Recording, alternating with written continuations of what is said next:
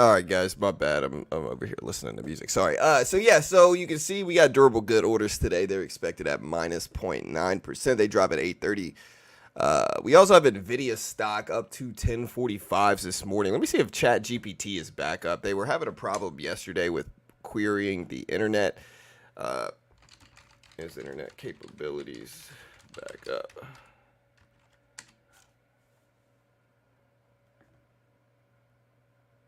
Okay, yeah, so the internet abilities are back up. All right, so that's good.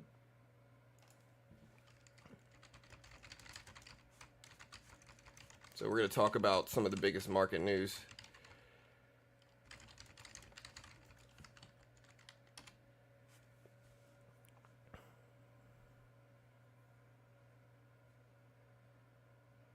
All right, so the Dow Jones and NASDAQ Composite all closed at record highs. The Dow rose 400 points yesterday, 1%. The S&P increased just under 1% at 0.9%. Yesterday, the NASDAQ gained 1.3%. This is attributed to the Fed's decision to keep interest rates steady and their projection of 3 rate cuts within the year, according to Barron's. Nvidia continues to be a major mover after it announced its 10-for-1 stock split and substantial increase in quarterly dividend, boosting investor confidence and driving stocks. It's at 1040s right now. It hit highs yesterday at 1060s. ETH is expected to see significant gains today with a prediction of 60%. And if spot ETH are approved this week, which is a crazy increase potentially, which will affect Bitcoin and everything else. Top gainers yesterday were Gen Medical, saw a dramatic increase of 6.4%, followed by Rumble with a 33% rise. Others included Plug Power, TKO, and other smaller caps. Biggest losses were Boeing, experienced a 7.5% drop. Intel fell by 4.2%, and McDonald's decreased by almost 3%. I'm holding 2 out of the 3 biggest losses yesterday, so that's not good. Oh, wait. Something's got to be. Oh no, yeah. Okay, Intel's down 30 down to 30. It's not down 8%. That's not 8%. It's down like $1 a share on a $30 stock. That's not 8%. See, these AI alerts are wrong. But yeah, most of this is brought upon by Nvidia. I don't think the SPY's breaking highs either. Yeah, so the S&P didn't break lifetime highs either. Lifetime highs are at 4,400. We're currently at 52s, and we're green on the day. So yeah, I mean, yeah, AI is just wrong there. But the S&P sitting at 52.66. Actually, we did break lifetime highs. I'm sorry, we did yesterday. That's true. It did get it right. Wait, 41. Yeah, so we did break lifetime highs yesterday. Here's the NASDAQ QQQ. It's at 455s. So, but Intel's not down that much, you know. We're still green today, mostly brought by Nvidia, Intel, bunch of small caps.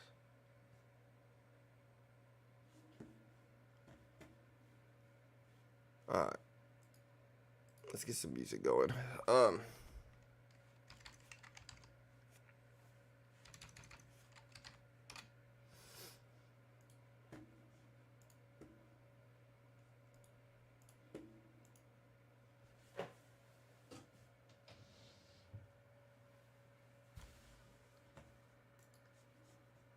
Any views on Walgreens? I'm in Walgreens. I've been in it. I'm down on it though, but I'm in it. I've been in it.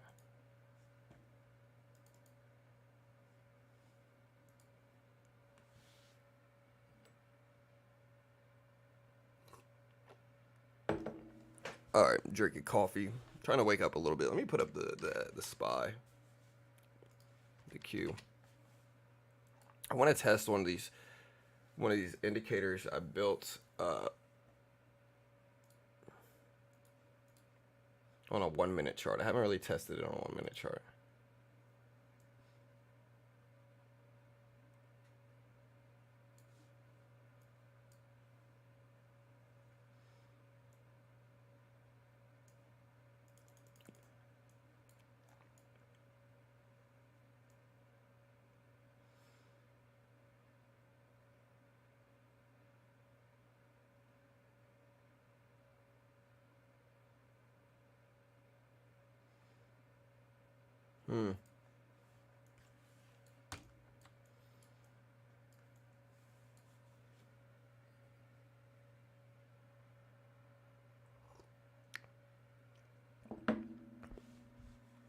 Next week looks good. Next week we got some stuff dropping too. So next week we have the Case-Shiller. We got CB Consumer Confidence and the Case-Shiller on Tuesday. We got Kashkari speaking on Tuesday. Wednesday we don't really have anything, but Thursday we got GDP and jobless claims, and then Friday we got the PCE data and as well as CBB data, Chicago Business PMI. Yeah, so it's a busy week. I'm trying to see what the week after next looks like in terms of economic data. Next week we have GDP and PCE data. The following week, which is the last weekend,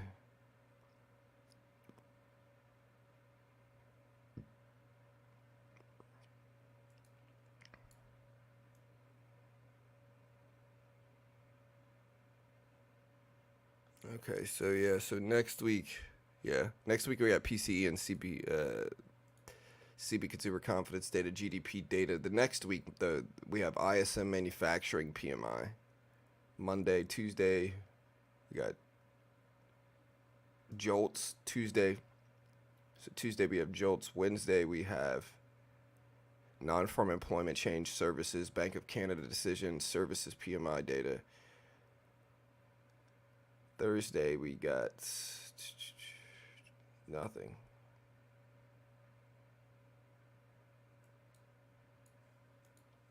But I know Friday we have non-farm payrolls and unemployment. Yeah, so we got 2 busy weeks ahead. Next week's busy, this week's busy.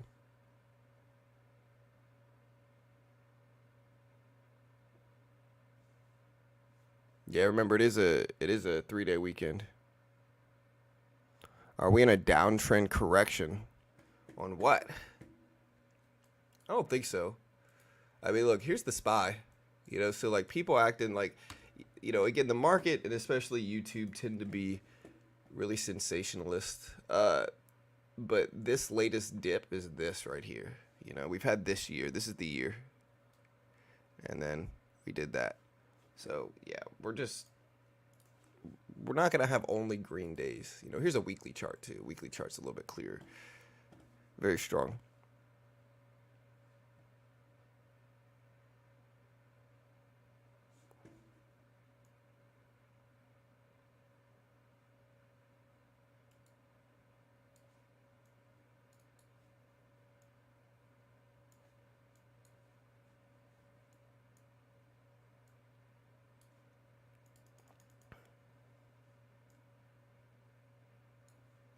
Yeah, I'm looking at this indicator. It's not too bad. It works the best on a 5-minute chart, though, I would say. Definitely works pretty well on a 5-minute chart. You just got to be patient with it. Yeah. Let's try a 15-minute. 15-minute chart seems to be okay, too.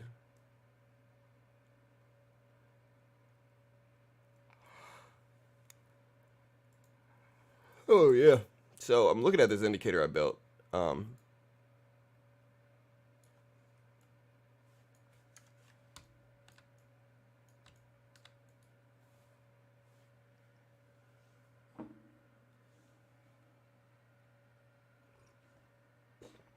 we have any earnings today? I don't think so. It's Friday. We ain't got no job. But no, it's Friday. There's no big earnings today. We just don't have anything important.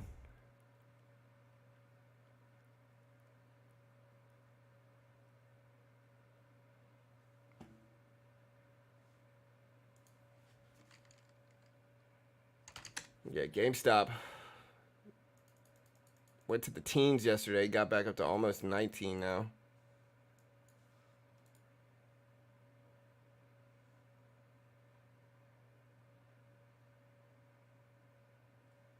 Did AMC pull back too? I'm assuming it did. Yeah, 450s.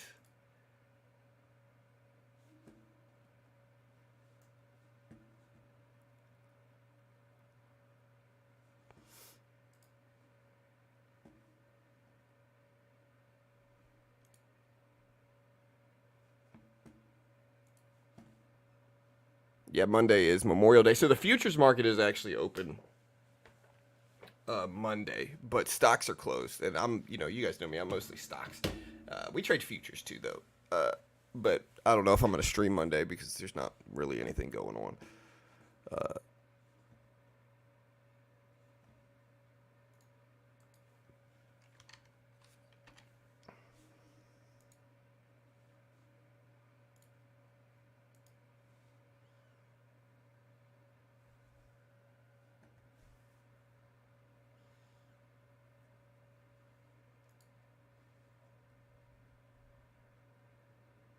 So I'm pretty sure Apex continued the sale, didn't they? Let me pull up Discord. Pretty sure they did.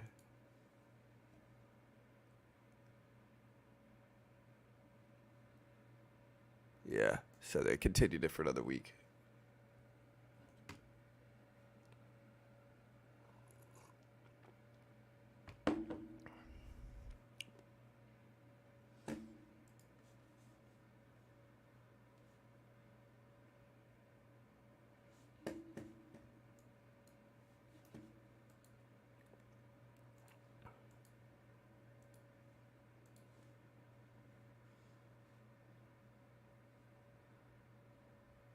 Yeah, Super Micro, will it follow Nvidia? To a certain extent, yes, but it hasn't.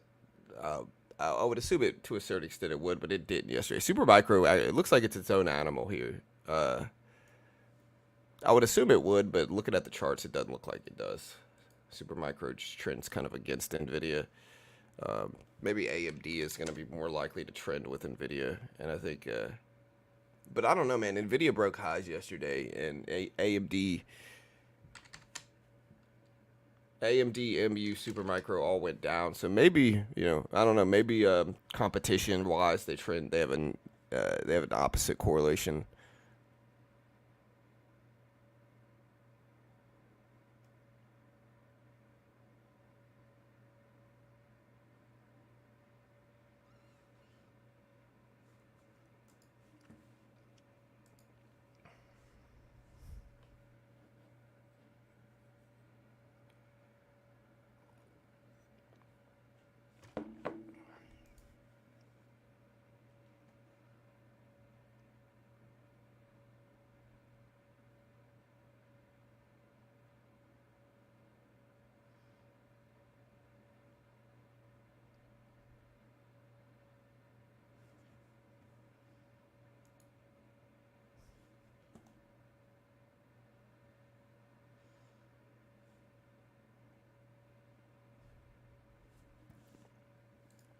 All right, I'm looking at other new market news today.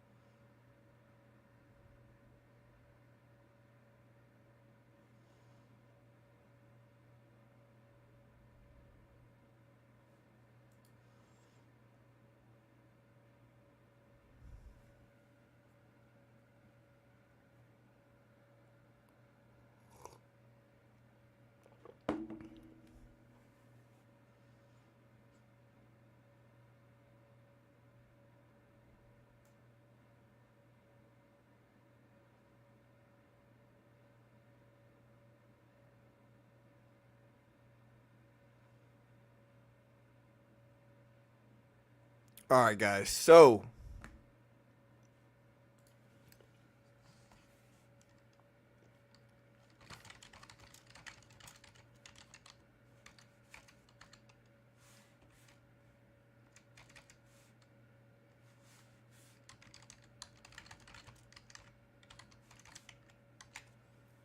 how many points is Caitlin Clark averaging in the WNBA this season?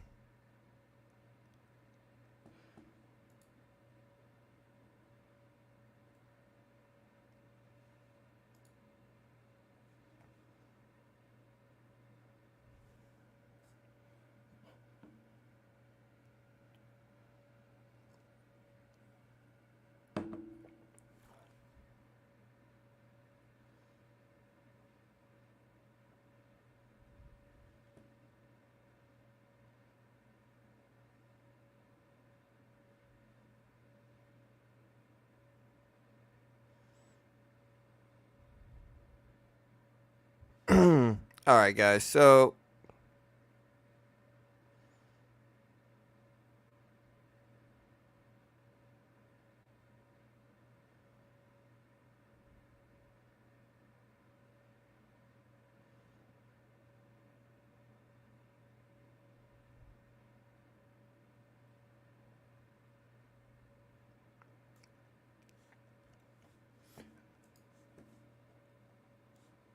Nvidia is far superior. Well, yeah, I mean it's Nvidia.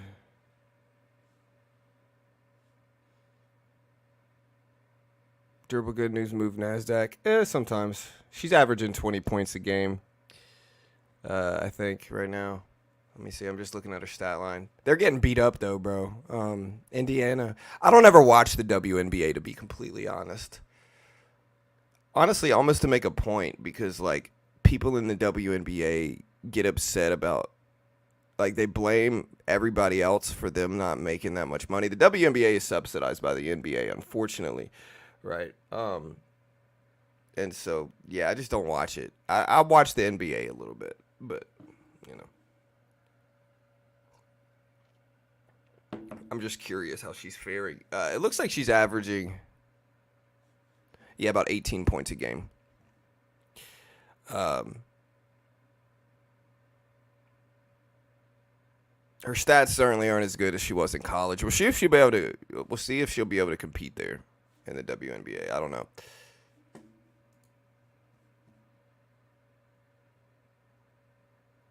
Yeah,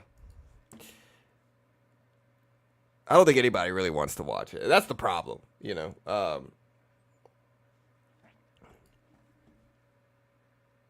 Somebody on the stream the other day said it. Said it. We were talking about pickleball and the future of it, and somebody said there's a very consistent thing when you're looking at any up and coming sports, and it's that if it's not exciting to watch, if it's not entertaining to watch, and if people don't want to watch it, the sport fails eventually. Sport dies down. I'm not going to say fails, but the sport dies down.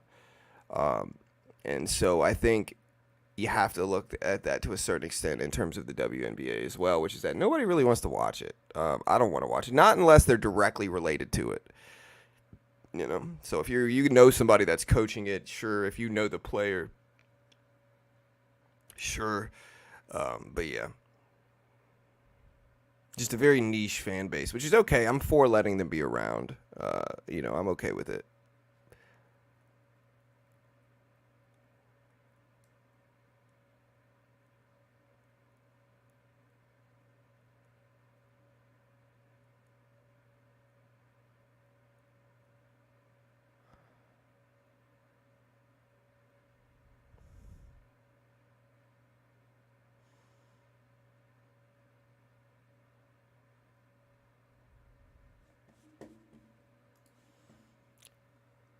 But I also think that like the people getting mad at them for being like, look, dude, like the people getting mad at them for Caitlin Clark, like, dude, listen, they're supposed to play rough, bro. If the refs let them get away with it, the refs let them get away with it. You know what I mean? You can't get mad at them for, you know,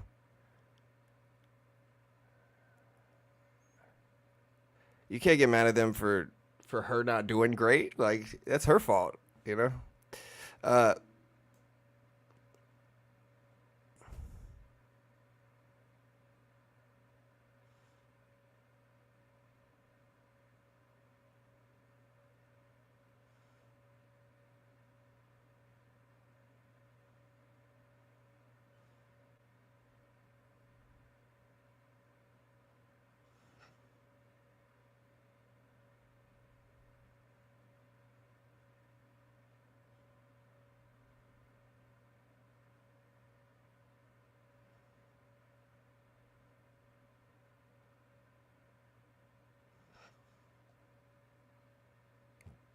all right. So Daniel Negreanu, the six-time poker world champion, seventh richest person in the world.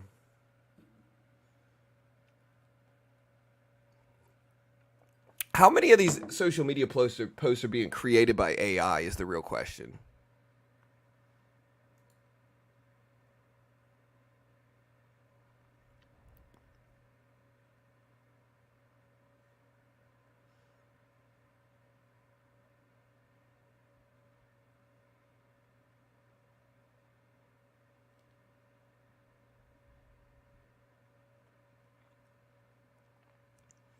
All right, look at Nvidia pop all the way up to almost 1050s now. So Nvidia's trying to get back up there. It's at almost 1050s. We're gonna put the SPY up here. You can see the Q on the right side. Again, we got a little bounce retracement from this dip, but look at this. This is mostly Nvidia, and now maybe we're gonna get a little bit of a sympathy move in Nvidia and the surrounding index funds like the S&P and the Nasdaq.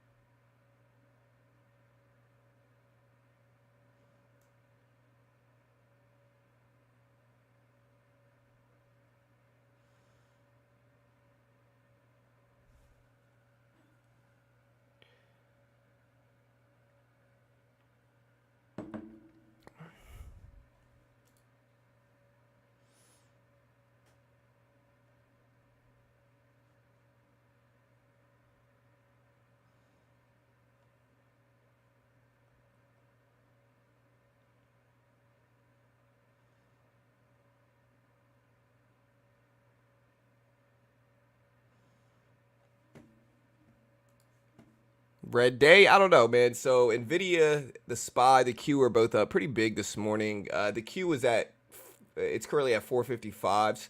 It closed at 453s, and so it's still up pretty big relative to where it closed yesterday. Durable good orders are not that big of a thing, but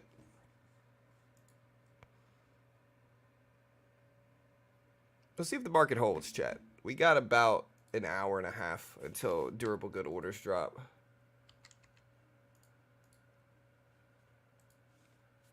So, but look at Nvidia up to 1050s. We'll see if that holds. I'm watching I'm trying to look and analyze my my code here. It looks to be pretty good. Pretty good.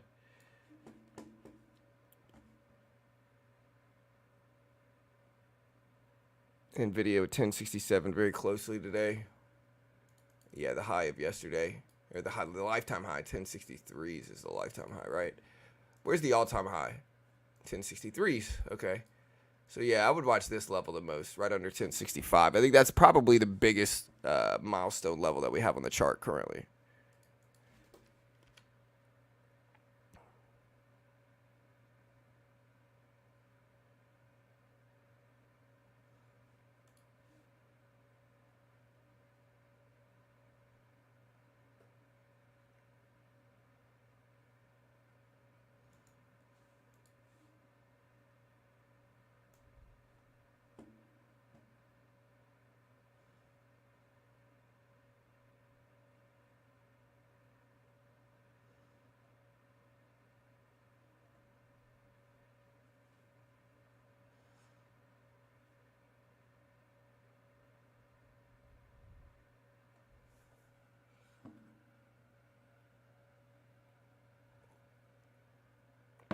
All right, so I'm on social media, dude, and I can't help it. Look, I'm reading one of these things, and it's like the biggest red flags in women, and they're like, yeah, list your red flags below, and I'm sitting there reading it, and I'm just kind of like, dude, y'all are excluding I would say 98% of women, like tattoos. Like, okay, look, maybe 30, 40 years ago, tattoos were a red flag.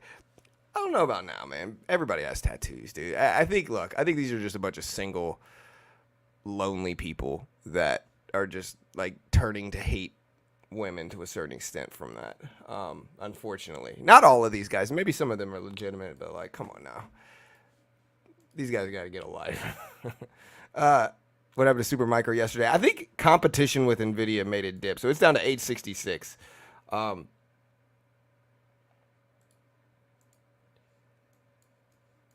Although Supermicro's had a really good run too, man. If you put up a weekly chart for Supermicro, it started the year off in January. Supermicro was 290s. It's currently at almost 900s. Is that 850s basically, 860s?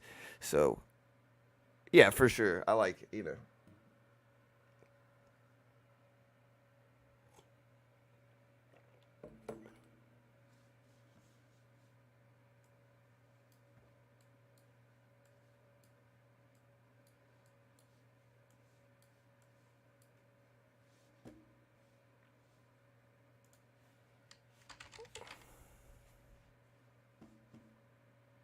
Yeah, I got you. I'll put a poll up here. Hold on.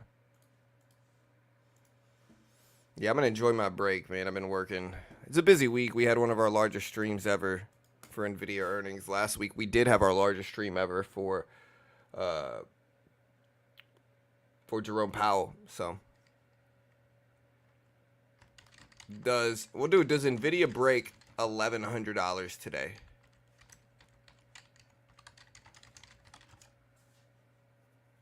Does Nvidia break 1,100 today?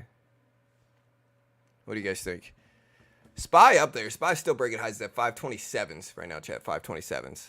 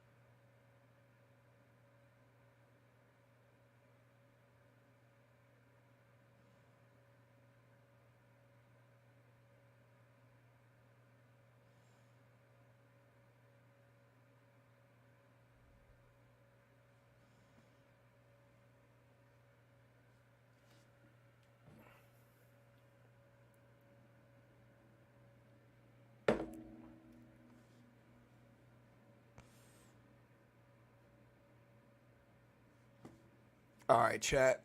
Nvidia testing, breaking the SPY right up with it. The Q at 455s.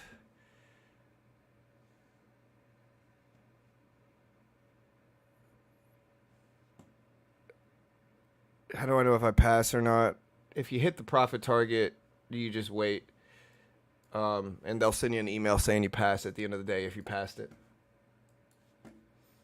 Yeah, they'll send you your login and info for your PA account. So yeah, so Nvidia 800 end of day. Of course not. That's definitely not gonna happen. KeyBank maintains overweight on Nvidia price target at 1,400. Citibank maintains buy at 1,250. Interesting. Maybe. Yeah. So we're checking everything else out here. What do you guys think we get today? Bullish or bearish action? It's Friday. We don't really have anything outside of durable good orders. So we do have durable goods coming out today. So we do have durable goods dropping.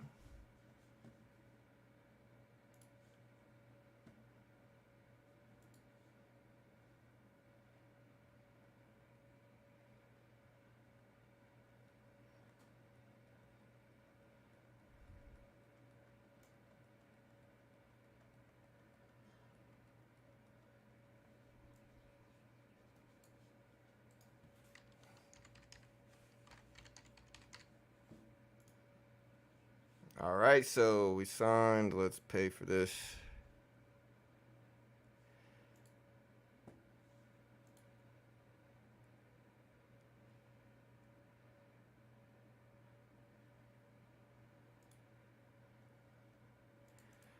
All right. Let's see what we got. Okay.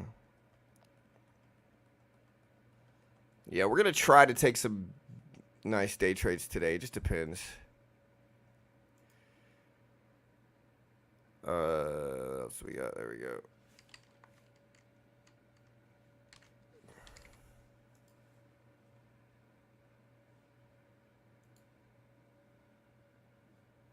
So we got a couple. We got funded in a 50K account. So Nvidia up to 1051s.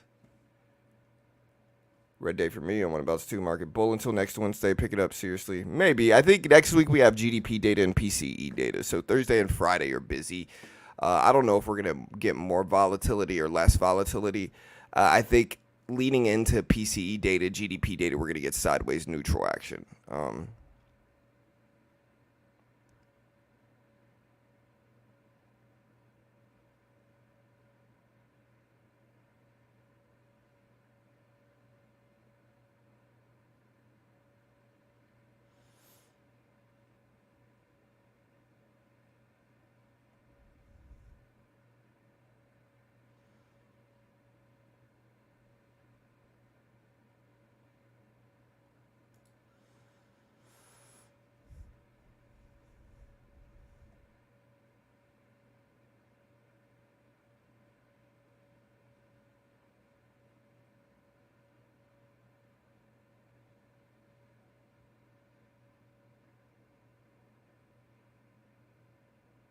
Dude, Requiem of a Dream, dude. It's been years since I've watched that movie. I really have no desire to watch that movie again, you know. For whatever reason, bro, when I was like 12, I was into that movie. I don't know why. That's the worst movie you could ever be into. But freaking anybody that knows that movie understands. Terrible movie. It's a good movie, but it's horrible to watch. Terrible. It's one of those really sad ending movies that is just like a nightmare movie.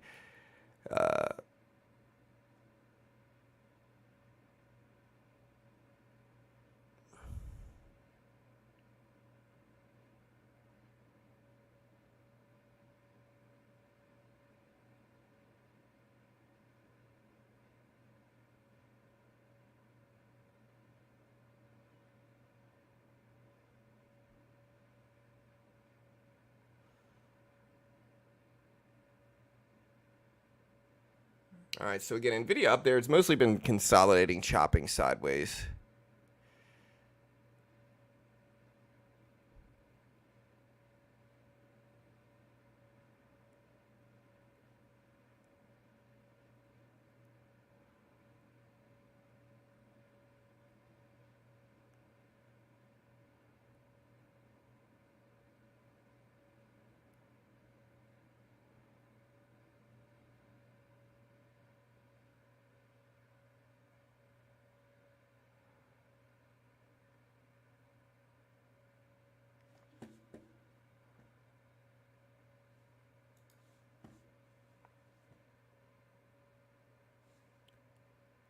Yeah. Yo, facts. That movie made me so sad. Excellent film, but truly, yeah, dude. Honestly, anybody that knows. You know, horrible movie about drug addiction is what it's about. Just a terrible movie. And again, I've had friends that overdosed and passed away from that type of stuff, and so you know, it hits a little bit too close to home. In all honesty, it really does. Just a hard movie to watch. It would be even harder for me to watch now. You know. But I think it accurately depicts that life. I think it starts out all rosy and fine, and then, you know, you make a compromise to your standards. You just kind of keep going until your life, you know, is, yeah. And again, I know a lot of friends that went through that stuff, and it's just a rough thing. Yeah, let's have a great day. Can you put up a poll for us to vote? I mean, durable good numbers. Yeah, I mean, durable good numbers are expected at minus 0.9%. Minus 0.9%. I don't know what we're going to get from them. I don't know if we're going to get too much market action or what, but yeah.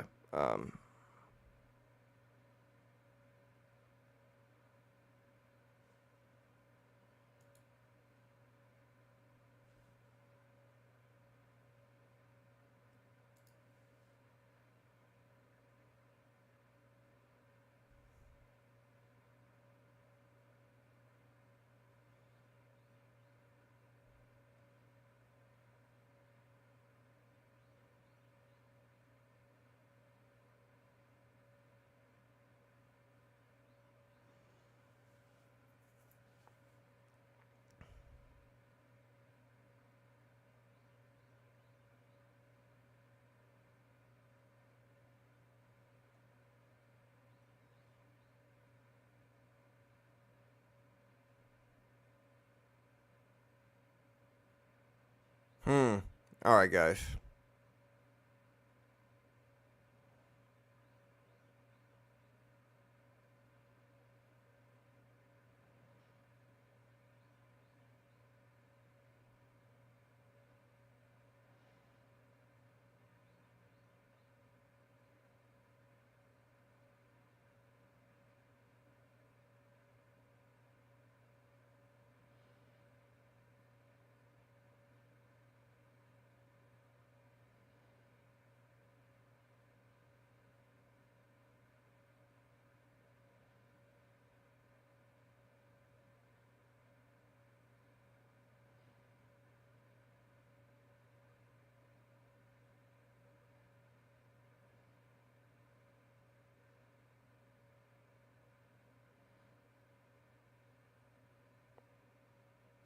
All right, so the Q's still sitting at 455s. If we had, that's the scary thing about it. It's way too real.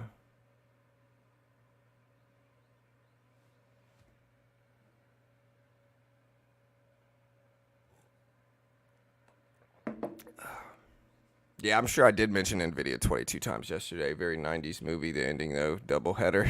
Yeah, dude. Honestly, oh, uh, literally and figuratively, huh? But no. Oh, no music today. My bad, Chad. I'm sitting here in silence, bro. My bad, team. I'm over here rocking out the music. My bad, guys. My fault. My fault.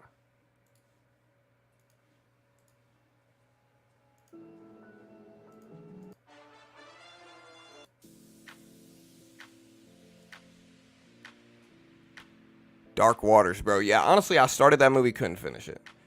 Um, it's too sad, bro. My wife and I recently watched The Rainmaker with Matt Damon about the lawyer. It's pretty good. You know, pretty good.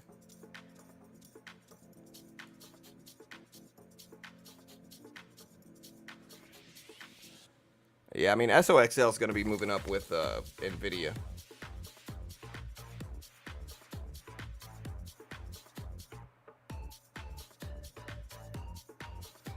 Reported earlier, Guardian Health Shield blood test for collected. Good morning, everyone. Let's have a great day. Yeah, we'll try.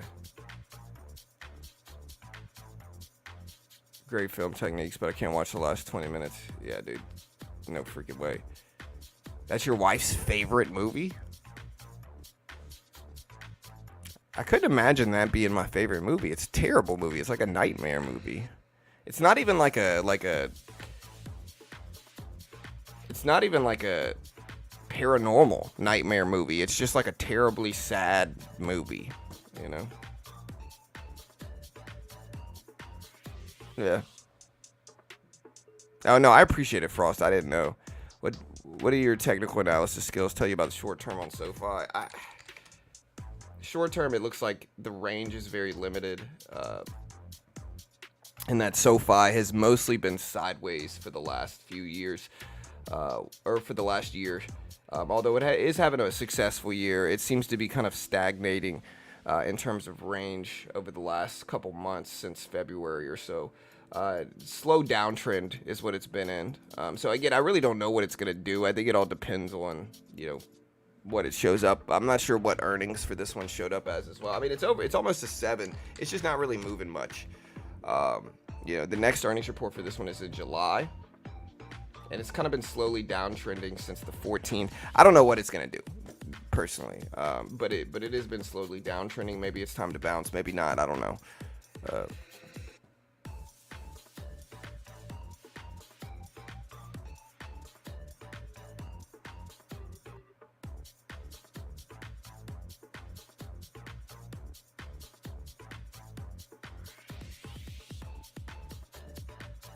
You know what else I started watching the other day with Carol? The OC. My sister used to freaking love The OC. She was like obsessed with it when I was young. I couldn't get past the first season. It hasn't aged the best. The writing, man, the freaking writing. Like, this dude's getting in a fight every 20 seconds. Like, every 20 seconds, somebody's hitting this guy in the face.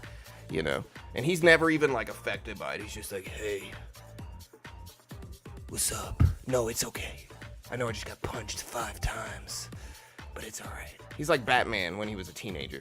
It's just ridiculous. The whole show is just ridiculous. I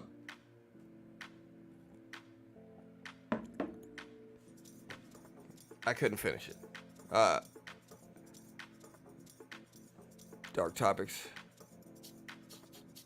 Y'all can hear the music now, correct? Sound check. You can hear the music now. You should be able to.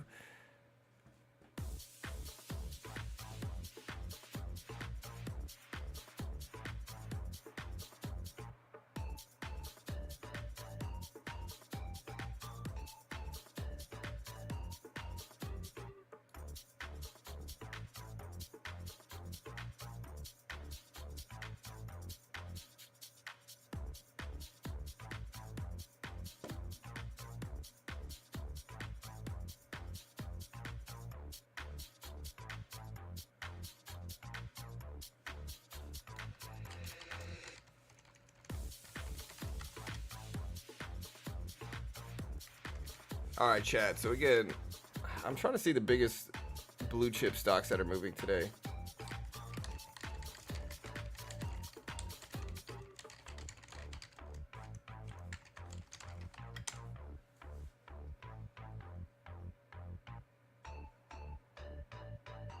All right, so Microsoft currently trading at 427. It's down 0.8%. It's still a big player in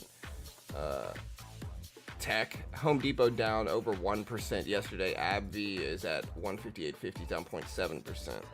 I don't know enough about AbbVie. Somebody tell me and sell me on AbbVie. ABVIE.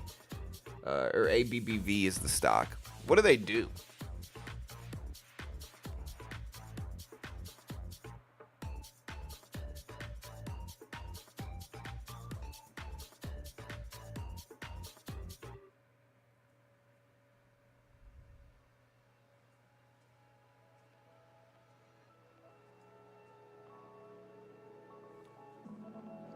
So what do they actually do?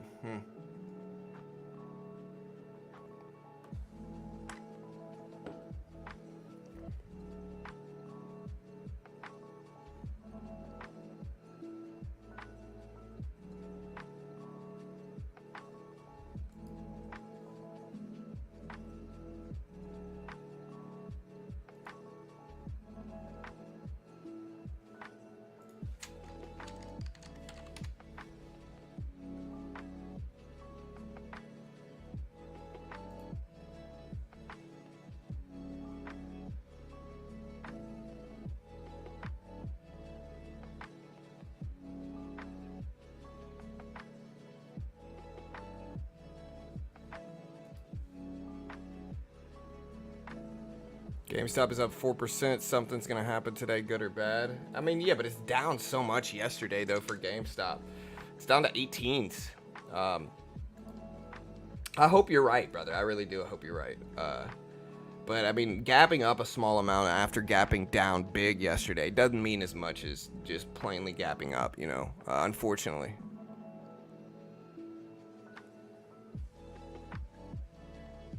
Fall Guy, yeah, I want to watch that with my wife and my kid, so we'll probably watch it.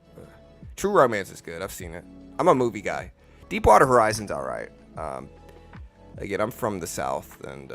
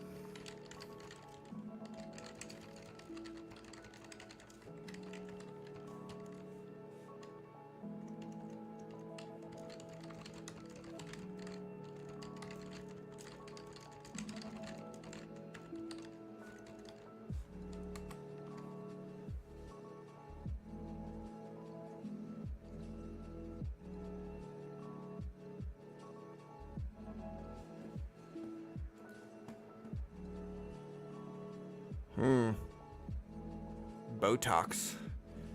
Botox what?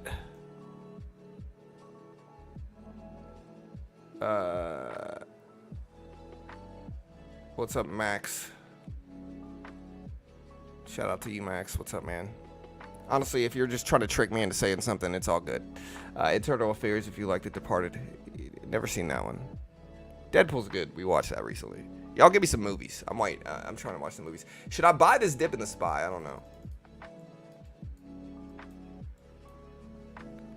Sorry, I'm always hesitant if somebody's like, "Hey, man, give X person a shout out."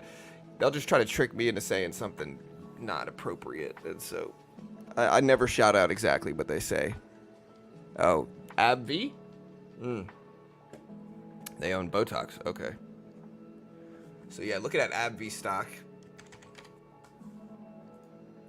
You know, and I was always like judgmental of people with Botox until I got older. You know, like I always kind of judged people if they got Botox. I think the fillers are what hurts people. Like you could tell somebody that gets fillers in their lips. Like it doesn't look normal. You know, everything else is fine. You know, again, it's kind of like I'm judging people, but if I hit 40 and I've got bad wrinkles, I'm gonna Botox it up, dude. I'm getting close to 42, so we'll see.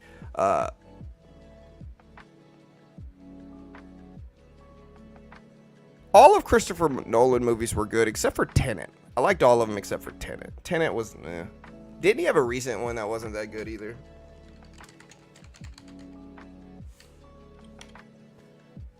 Oppenheimer. Yeah, I didn't really. I liked the first 2/3 of Oppenheimer. The last third of it got really redundant and slow and kind of repetitive.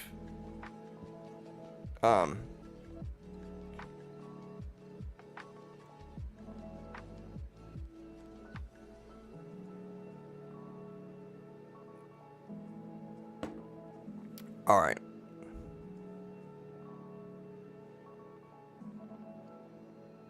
Oppenheimer just got boring. Like, I get it, he was communist. I get it, people judged him for it, and he was ostracized for being that. But you don't need to. And I get it. Some of it's like, I get it. Some of it was I get it. It's a true story, right? And so they're trying to state the facts of what happened. I understand that, but I think if the same thing happens over and over again, you got to shorten it. You can't make it 3.5 hours long, going over the same subjects over and over and over again. Eventually, people are gonna get tired of it. And I think Oppenheimer was a brilliant, genius dude. You know.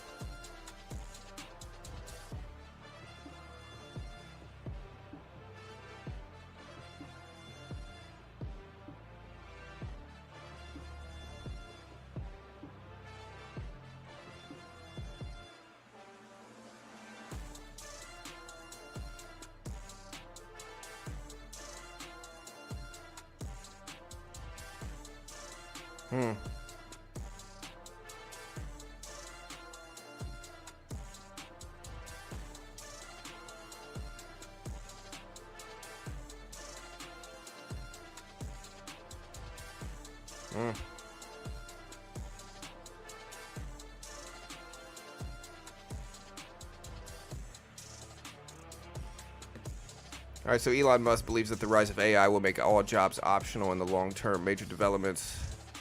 A lot of stuff going on in AI right now. This is by a guy called Rowan. At VivaTech, Musk said the rise of AI will make all jobs optional. He said, quote, "If you want to do a job as a hobby, you can do a job, but otherwise AI and robots will provide any good service that you want," is what he believes is the future. According to new documents, OpenAI didn't copy Scarlett Johansson's voice for GPT-4o. Of course they didn't, right? They just found somebody very similar. The real voice actress hired behind Sky just came forward saying she was hired months before Altman even contacted ScarJo. So, yeah. Again, ScarJo is better just get over it. She could have gotten paid for it. Instead, she chose not to. They used somebody else that sounds similar. You know, thus is life. Get over it now.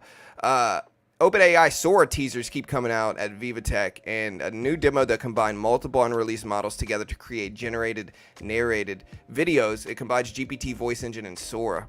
So pretty good stuff there. Arc Search just introduced Call Arc, a new AI call feature. It allows users to get quick AI answers by holding their phone to their ear and asking a question similar to a phone call. It's even available as an action button on phones. Google DeepMind shared new stunning demos of its Sora competitor Veo. The prompt used here was time-lapse of the northern lights dancing across the Arctic sky, stars twinkling, snow-covered landscape. And it's so good, man. It's so good.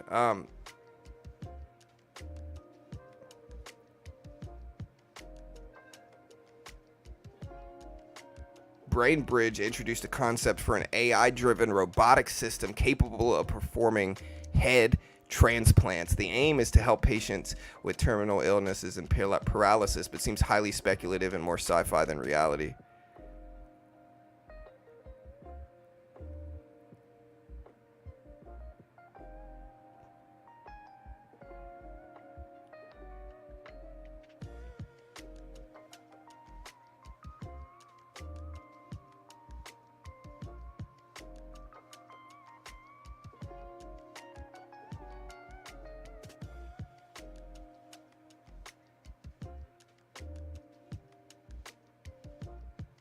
Maybe one day, but I don't think we're anywhere close. The problem is, wouldn't the head die if you disconnected it from everything?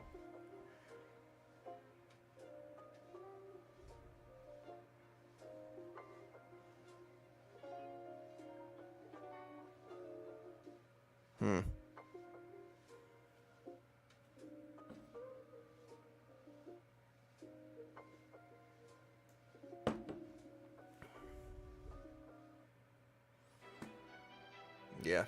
Interesting news in AI for sure. If you grew up in a time where it's all CGI, you wouldn't know any better. What do you think crypto dumps after Ethereum ETFs? I don't know. Do you think it's going to dump or go up? Alman asked. She never got back to him. Yeah. Well, no, she literally contacted a lawyer and sued him.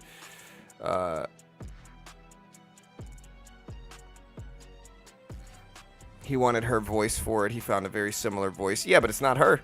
You know, if it's not her, then she can't say anything, no?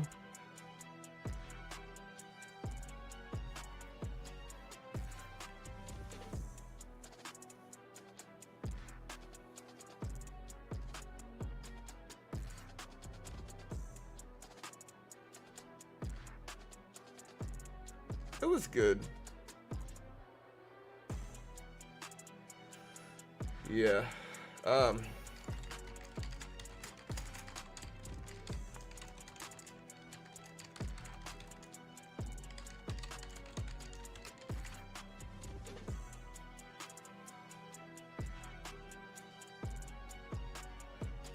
Wow. So apparently, wow.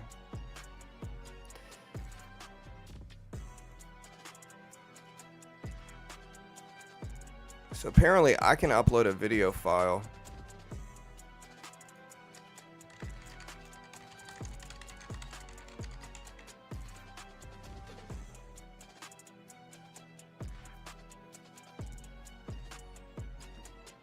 Wow. Yeah, how do you see somebody over sounding like he's very petty? Yeah, well, the difference is there's not any really good, like, new movies coming out. There's not any unique new movies is a better way to put it. What I mean by that is, like, the new movies coming out are all based off of old concepts, like Dune, old concept made in the 70s, or written in the 60s, I believe. Every major movie that comes out is either, like, there's very little new stories that come out now that succeed. You know, so what Hollywood has conditioned over time, what people have conditioned Hollywood to do over time is a better way to put it, is they've conditioned Hollywood to only go for sure things. And so what you see in theaters are either recreations of previous ideas or the biggest movies and ideas, like Barbie is a good example of this. So, yeah, I guess the point is, like, Hollywood's taking less risk now because, you know, less people are going to the movies. So they're doing less press runs in movies now.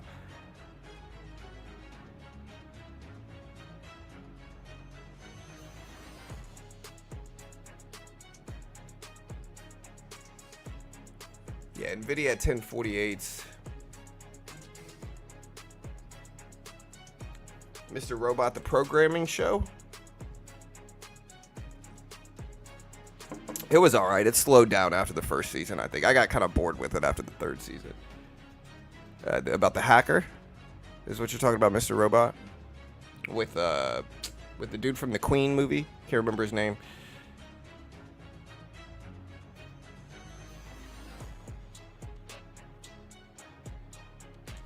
Yeah, it was all right.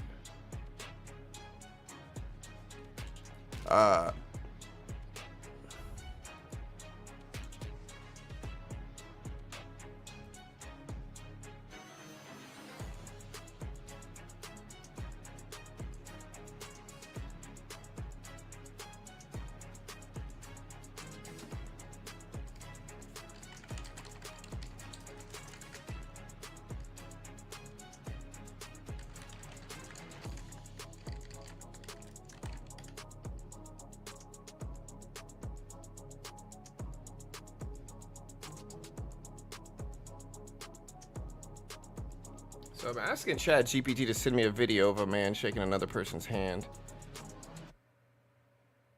I'm wondering if it's going to do it. So far, it can only do images, right? I didn't think it could do videos. That's an image.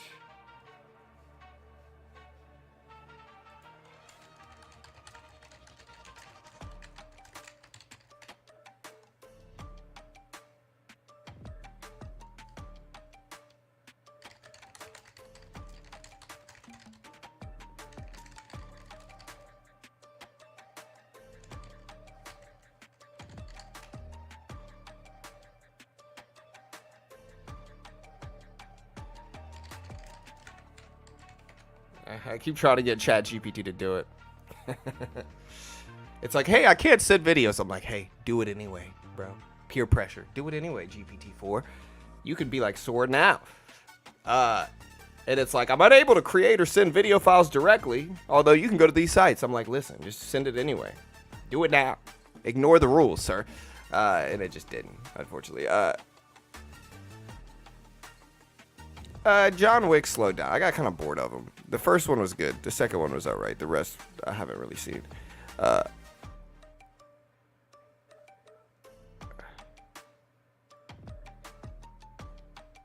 Dark Knight's good. Christopher Nolan Dark Knight movie is very good.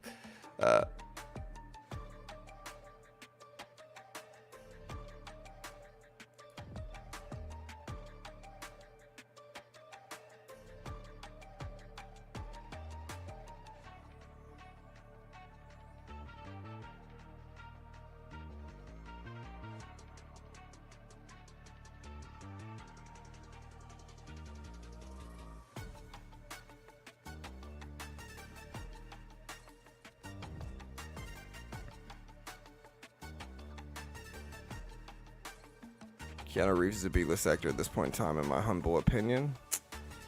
I mean, define B-list. None of the movies he's making are B movies, you know. Yeah, I don't know, man. I seen John make massive gains with a pencil. A pencil? What are you talking about? When?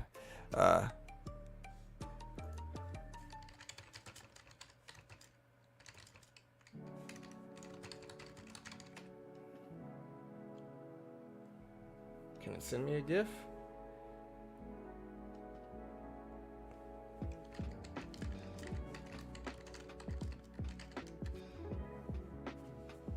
People sometimes pronounce this as GIF, but it stands for graphics interface. No, I can't do GIFs either. People don't pronounce graphics, so it's GIF, not GIF. Anyways,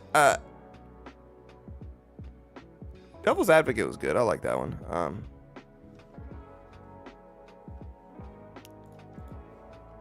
Yeah, I think Keanu's just really freaking smart with publicity. I don't know if he's a good dude or not. We could speculate that he is, but we're just essentially taking what everybody says as truth, and we don't really know him.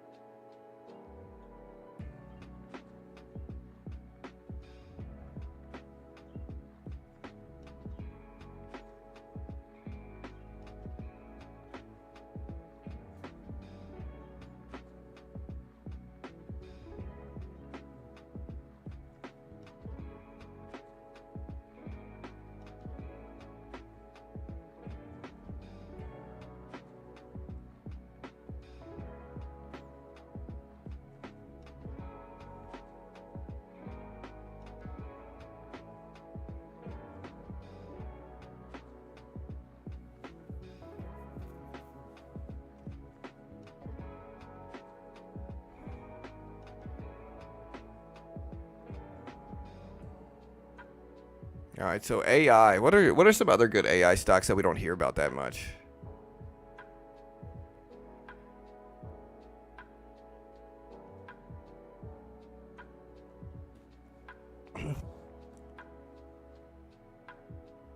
Snatch is good. I also like Stock Lock and Smoking Barrel.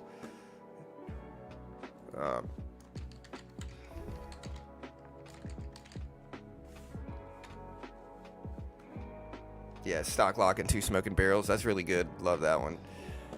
Kind of an OG one. As a poker player, I loved it. You know, I feel Nvidia is going to take a little break today and a breakout next week. I am preparing to buy the dip. Remember, the market's closed.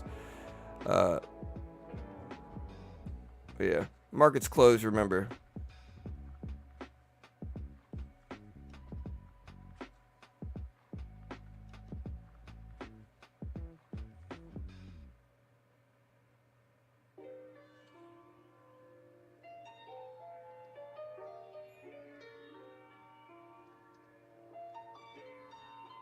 His acting sucks. Yeah, I mean, look, he's always played the same character, which is a very stoic person. Like if you want to know stoicism, Keanu Reeves is stoicism. Doesn't show big emotions. But I think the point of most of that is that he doesn't show a lot of emotions consistently, and so when he finally does show some emotion, it's like this big thing in the movie when they finally start showing emotion. So I think it's intentional.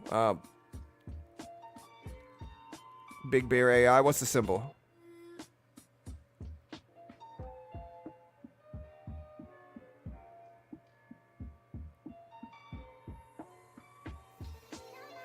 Makeup does the job. I've seen Keanu in person and he looks his age. Yeah, I mean, honestly, we're in a crazy time, to be honest. Like,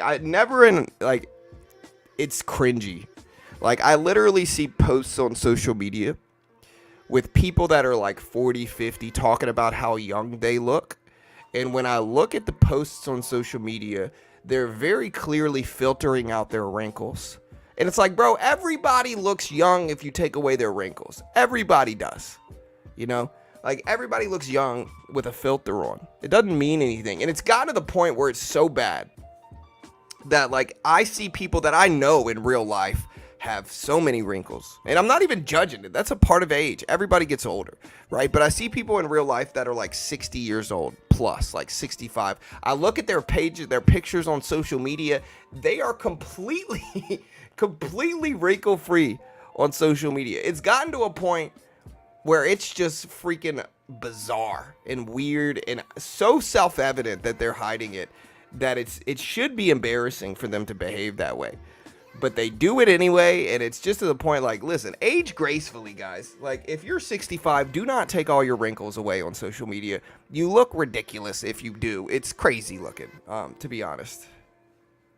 Like, imagine seeing, like, a grandpa-looking person or a grandma-looking person and then looking at their picture on social media, no wrinkles, you know? It's just like, come on now.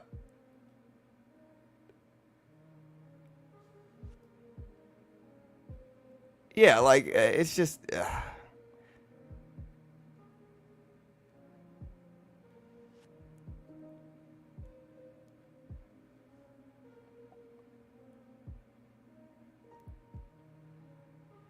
Marcus Aurelius. Says Big Bear AI not a meme stock. What's the symbol of it?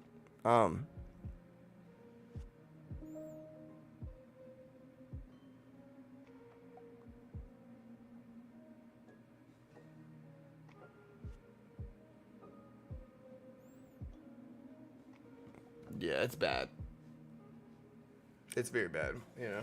Like, listen, I'm not against you touching up your face a little bit. But if you take away every wrinkle you have on your face and you're 65 years old and you look like... It's just ridiculous, man. You know, and again, it's one thing to do that. It's another thing to do that.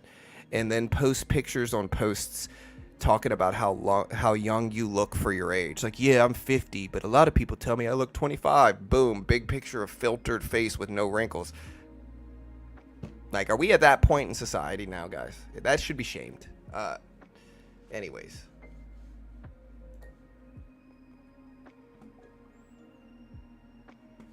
Polestar yesterday. I'm not even saying Polestar is supposed to go down. I just think it's a risky bet, dude.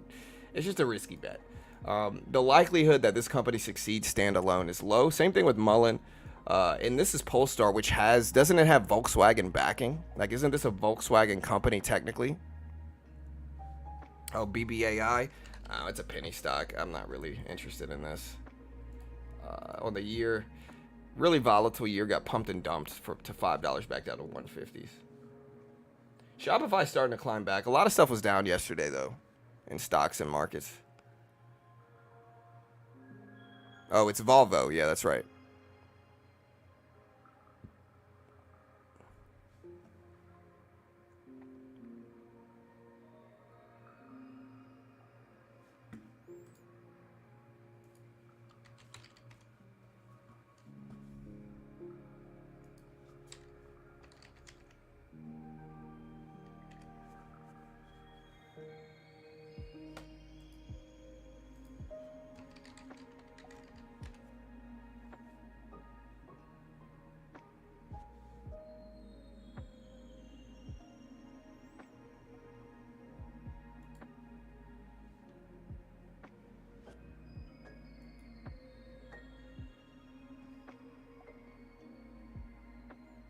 All right, guys.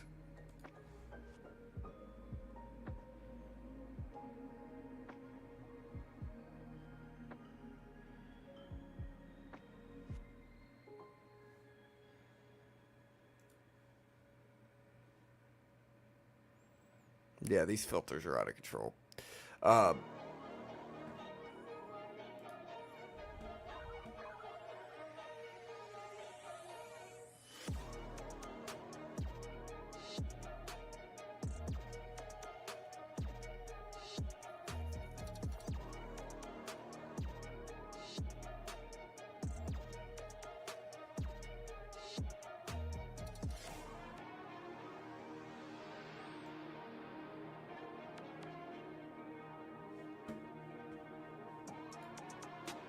All right, so Q's starting to bounce back up. I don't know if it's from Nvidia, though. Let me look at tech. Where's Apple at? Let's take a look at Apple. There's AbbVie. I was thinking about buying that this morning. Here's Apple. Apple's up a little bit today, but down down yesterday. Here's Amazon. Same thing. It's at 181s. Google down. So is it time to buy the dip in some of these? I don't know. I mean, I'm okay with makeup. There's nothing against makeup, you know. Like, honestly, if men could, they would. I promise. You know. Why do you think most men grow a beard out? I got a beard out because it hides half my face, you know. So I'm not like judging women for anything. Like, it's normal.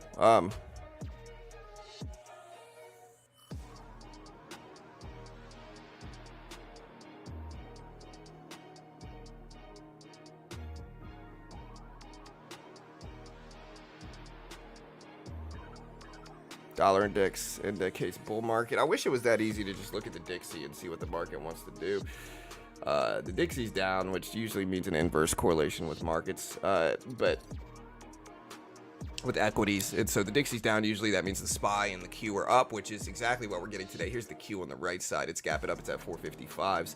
Again, durable good orders might influence things a little bit. We're mostly trading to the opening bell. Yeah, Nicolas Cage just overacts.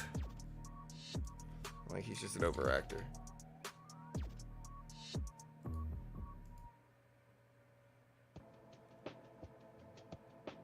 Shopify started to bounce back.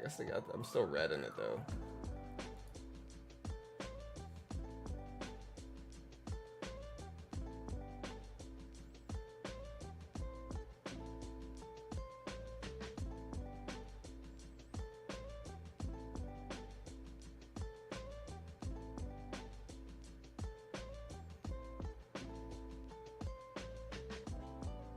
Still in Target, too. I bought the Target dip. I took most of the profit off.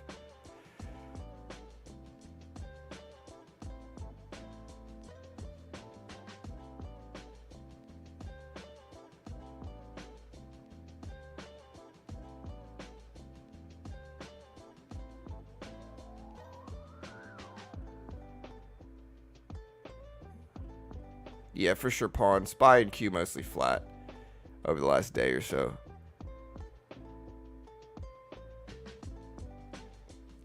Nvidia going for it. Yeah, Nvidia is up to 1050s right now. It did bounce up. So look at this. So Nvidia up to 1050s. High of the day is right here, I think. So remember, the lifetime high for Nvidia is up there at 1060s. So 1063. We got this level right here. We'll draw it. This is the lifetime high now.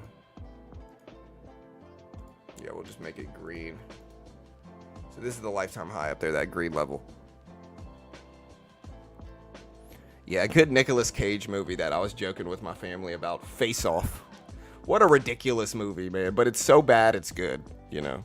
It's so bad, it's good. Face Off. AMD and Intel moved down yesterday. I wonder if they already have something in the works to compete.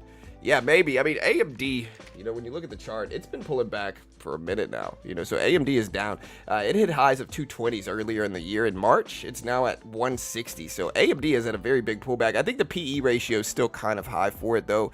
Let me calculate the PE for AMD. You know, I'll think about buying it if the PE is better, but I don't think the PE is better. They recently had earnings too, so maybe that affected PE. But let's try it. So AMD, yeah. So let's do the math here. So AMD, 0.62 plus, so they showed up at 62 cents plus 0.77 plus 0.7 plus 0.58 equals 267. All right, you take 267, you take 161 divided by 267. And this gives AMD a PE ratio of 60. So the PE ratio is still too high for me to buy this dip for AMD. Even though it's down a lot since March, PE ratio over 60 is still not really great. You know, some people, for whatever reason, keep saying AMD's PE is in the hundreds. It's not. The actual PE ratio is about 60 if you look at it. Maybe the Ford PE or something like that is different, but...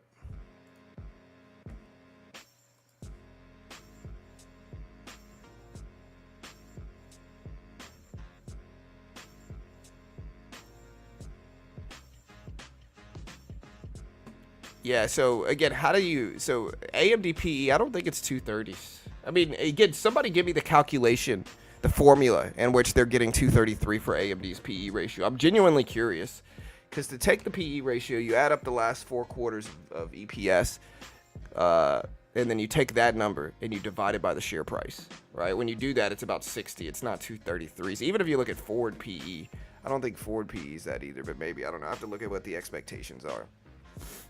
I can look at Ford PE. So here's Ford PE right now, guys. So we'll look at Ford PE for AMD and see what it looks like compared to what the price is now.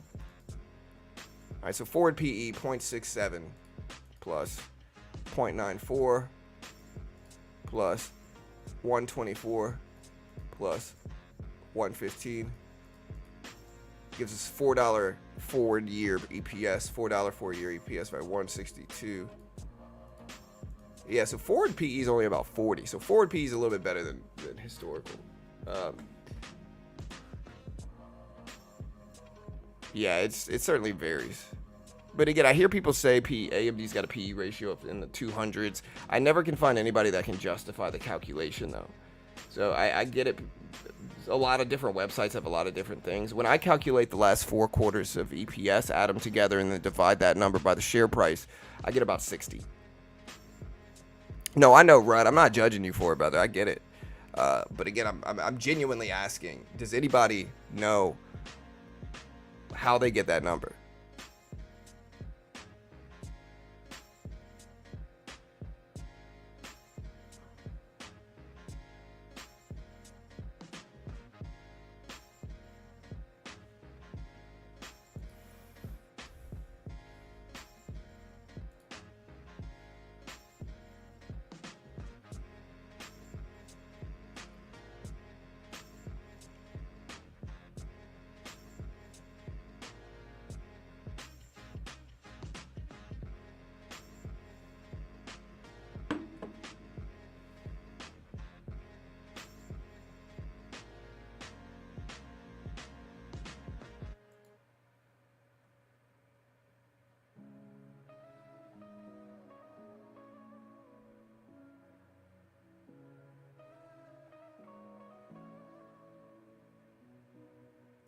You know, what I notice here, guys, so you got these guys, these longevity experts. This guy, Mark Hyman, this dude's obviously pumping himself full of Botox. So it's kind of the same thing. It's like, oh, he's a longevity expert. You know, food is medicine. His longevity boosting nutrition protocol backed by science. You know, at 64, he's got a biological age of 43. And I, like, look, you better believe this dude's pumping himself full of Botox, right? Like, so it's kind of like, I'm going to pump myself full of Botox and then be like, see how young I look for my age? It's like, of course you do. And this is something he's obviously doing. Like, obviously doing.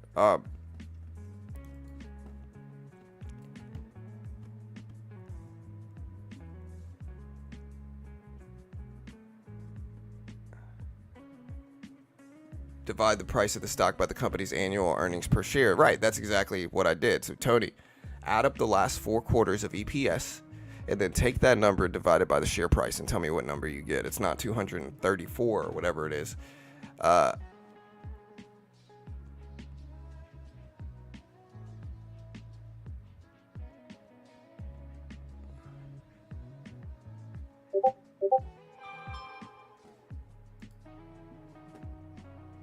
Yeah, I see the PE ratio. Okay, so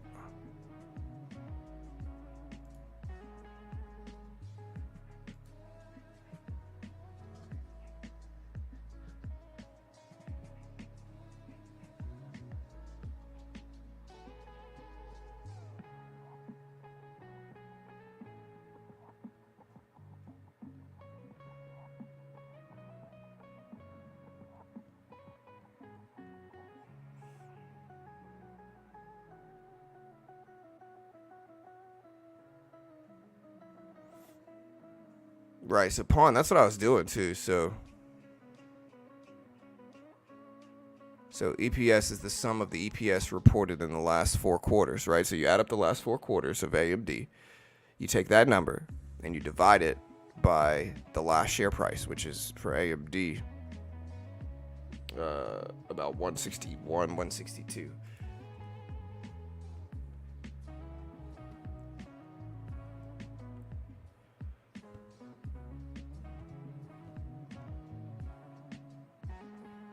Nvidia wick to 1033s. Yeah, so it did just drop pretty significantly here.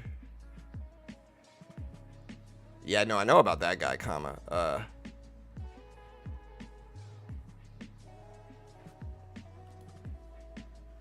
Watch, let me ask ChatGPT, what is AMD's PE ratio?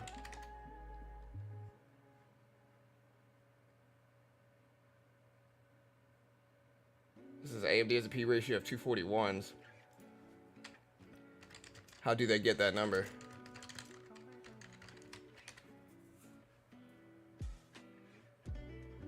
It's calculated.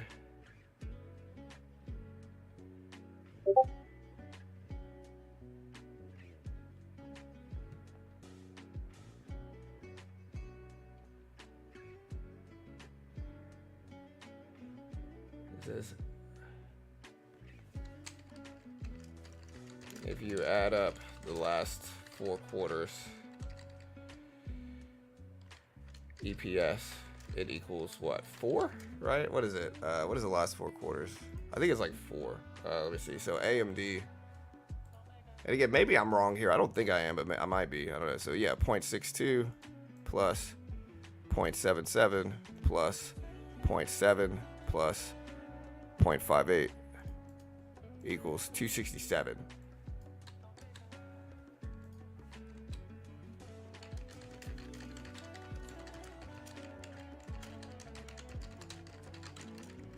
Current share price for AMD is 161.70.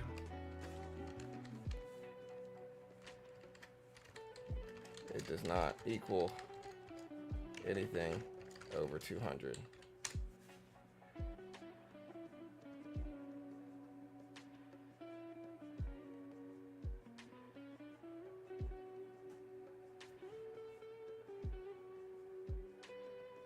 Yeah, so the calculated PE ratio of approximately 60.58 makes more sense than the previous figure of 241.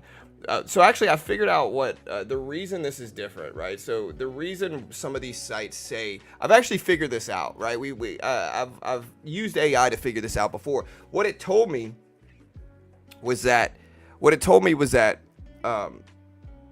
because of differences in specifically GAAP and non-GAAP EPS, right? Because of differences in GAAP, which is GAAP. If you don't know what GAAP stands for, when we're looking at fundamentals of companies, GAAP stands for Generally Accepted Accounting Principles, GAAP. When we say GAAP, it's GAAP. So when you say GAAP EPS, it means Generally Accepting Accounting Principles Accepted EPS.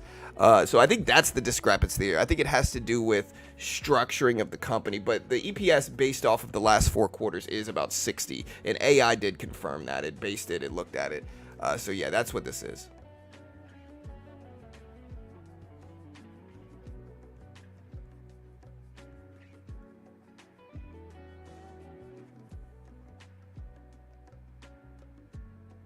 Yeah, Silicon Valley's fun, man. Hey, what's up, Connor? Uh,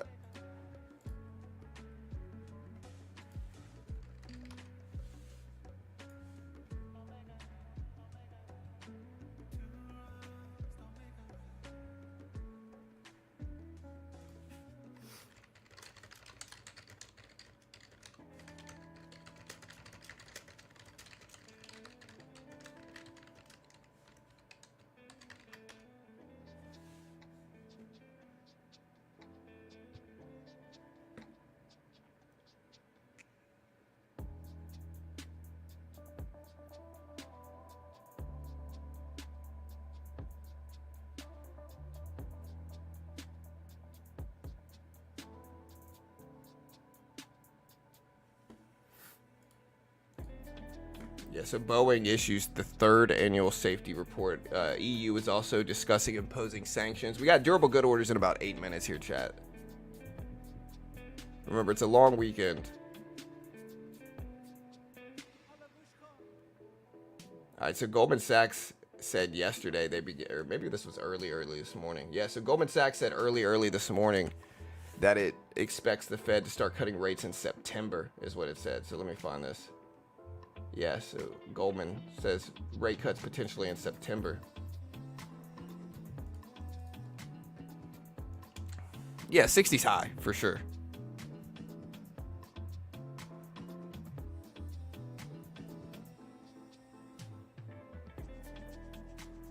I'll check it out, Connor. I'll have to research it a little bit, brother.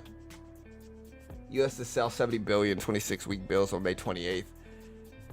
Boeing CFO confirms Reuters report on delayed plane deliveries overseas to due to Chinese regulatory reviews.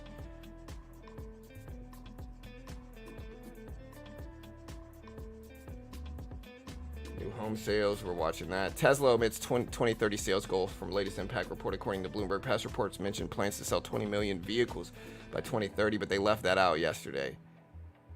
Yesterday we had global composite PMI data.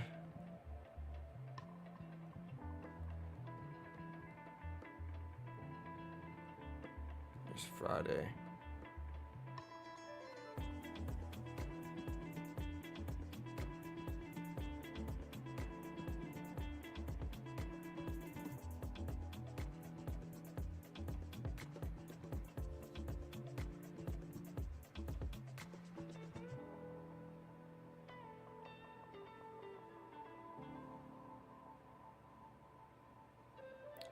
AMDP 60 trailing 12 months.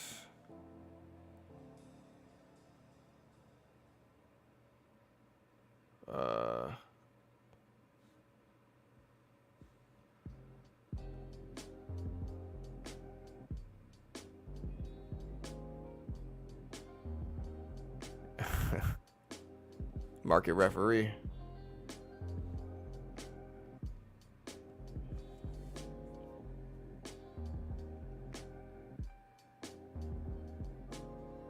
Yeah, so I'll check it out, Connor. So what's the symbol? Here, the good thing about AI, hold on, let me test this out.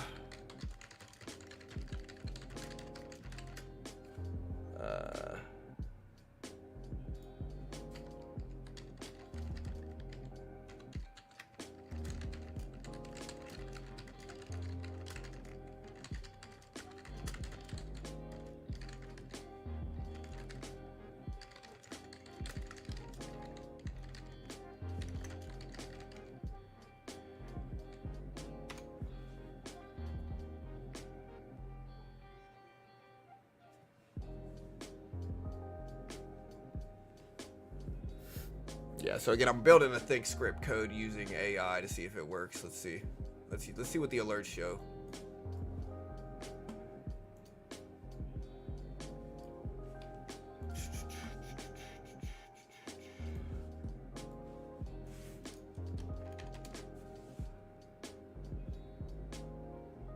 See, the good part about AI, you want to see how good AI has gotten? Check this out. I'm going to take a picture of this. I'm going to send this to AI and say, these are my errors, fix this.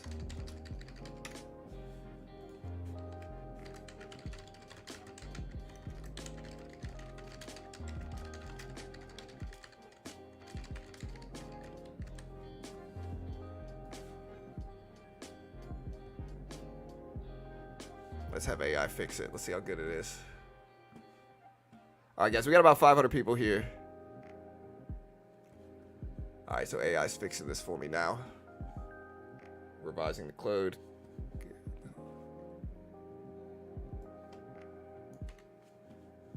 We done? Okay, it's done. Let's try it out again. I might have to do this a couple times. Just to have AI work. It's not going to be perfect.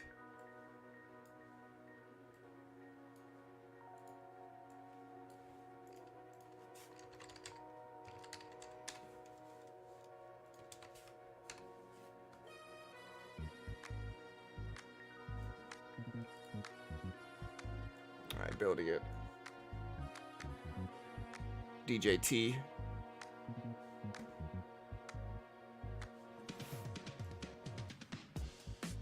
What do you think about BlackBerry? I don't know what BlackBerry does anymore, to be honest. Hey, guys, we got 17 minutes roughly.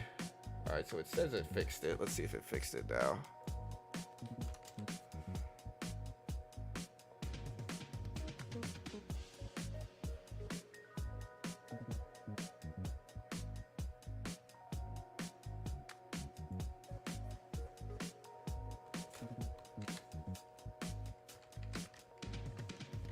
Yeah, the ad chart.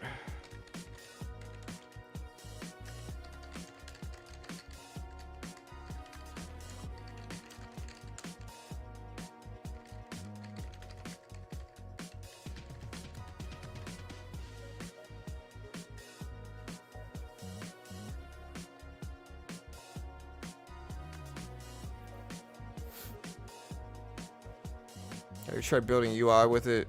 It's nuts. I made a wireframe. Hey, thank you, Matt B. Yeah.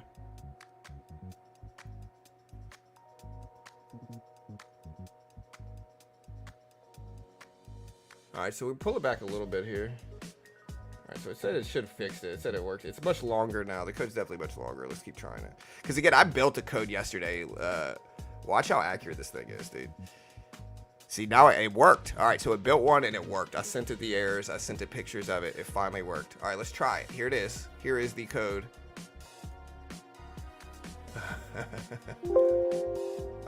Okay.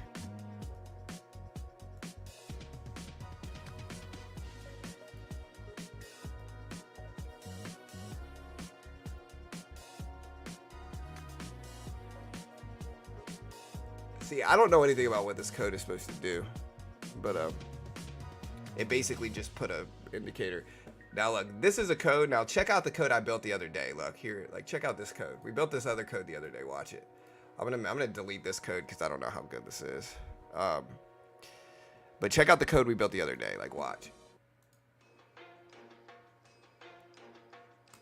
Check this one out. This one's actually legit impressive. So we built this one the other day. I'm not going to show you guys what's in it, but it shows emojis. It's not perfect. This is a 1 minute chart, so I don't know how well it's going to work on a 1 minute chart. Usually it's meant for a 5 minute chart, but I like this one a lot. Let's put a 5 minute chart up. It's a 5 minute indicator. Like, look at this. So look at the 5 minute indicator. Literally calls the bottom. Check this out. Literally calls the very bottom. Calls the top. You get a nice little follow through breakdown from it. If you keep scrolling back on a 5 minute chart, again, I'm not going to give you guys what the parameters were. This one might have been wrong, but look at this one. Literally called the bottom again. Let me show you guys. Literally called the bottom again. Look at this one called the bottom. Look, we got bear. signals breaking down. Buy signal at the bottom, bear signal at the top. Look at this one, literally calls the top. Nice little breakdowns from it. Look at this one, another bottom one. Look, literally called the bottom, got a nice little bounce. I backtest this a lot. Let me see if I can have AI build me a backtester. But yeah, it's pretty fun to use. Let me get rid of it though. Hold on, I don't want to show you guys because I don't want to.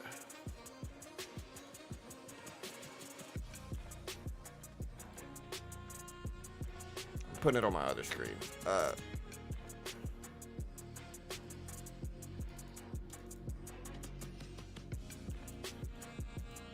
right, we're at 1048.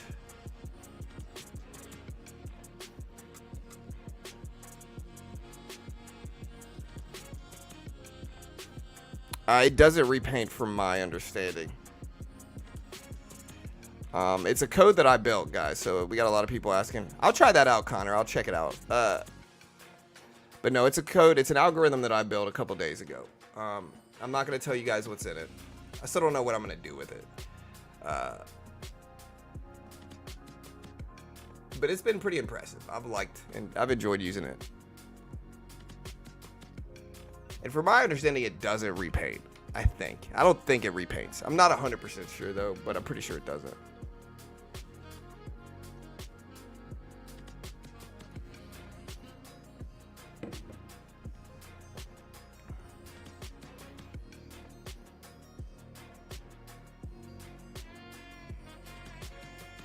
You talk about bond yields and why they continue to spike.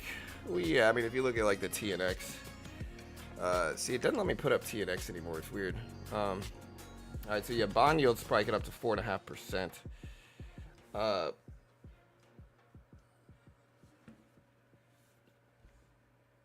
That usually has to do with the market falling. So as the market falls, bond yields spike generally.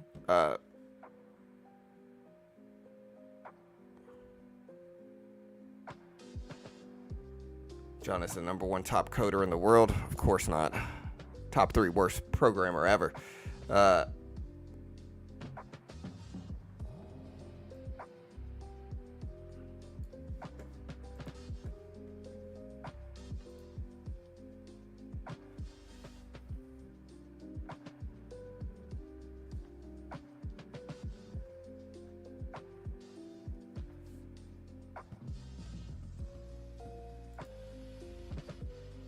Is it inflation concerns persisting? It might be. I think yesterday the Fed, or the day before yesterday, we had Nvidia earnings and the FOMC minutes report. This ultimately caused a lot of ups and downs. Like prior to Nvidia earnings, the Fed minutes report dropped at 2 p.m. Eastern time. So the Fed minutes report dropped at 2 p.m. Eastern. Ultimately, it dumped the market down. And then after Nvidia earnings, the market flew. So Nvidia earnings on the 22nd, the market flew, but the FOMC minutes report at 2 p.m. caused the massive dumps in markets. This kept the market pretty high up after Nvidia earnings and the Fed minutes report. And so today is Friday. It's probably kind of choppy. We're gapping up a little bit after gapping down yesterday. Next week we do have inflation data. So if we're looking at inflation data, PCE data is super important. GDP data is super important as well. You know, so we'll see what those look like. We got 10 minutes, guys, until durable goods. 10 minutes.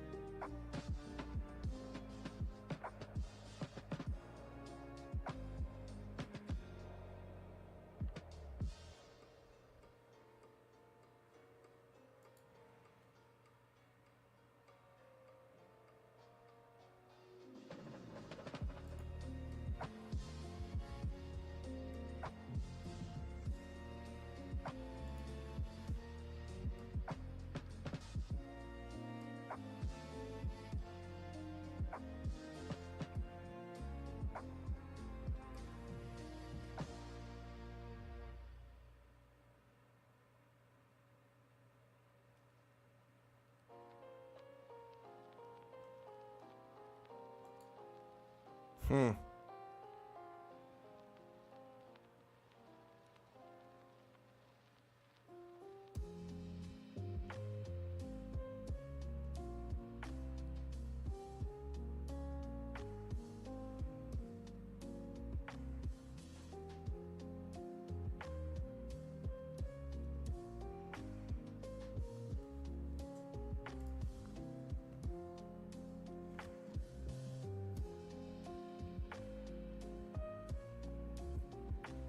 I bought a decent amount of Nvidia shares since earnings to hedge my December QQQ puts. Nothing can go wrong, right? Yeah, dude. Market goes straight up, bro. You didn't know this? Do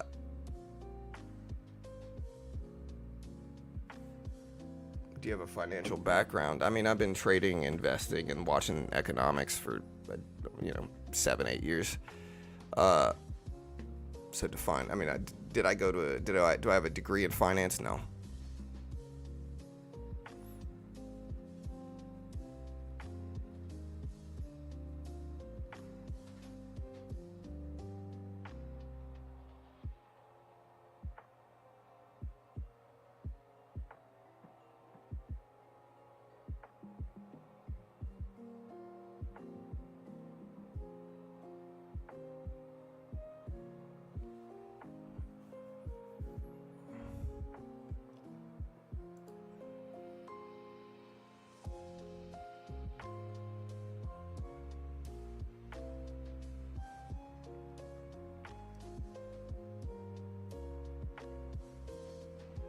Hmm.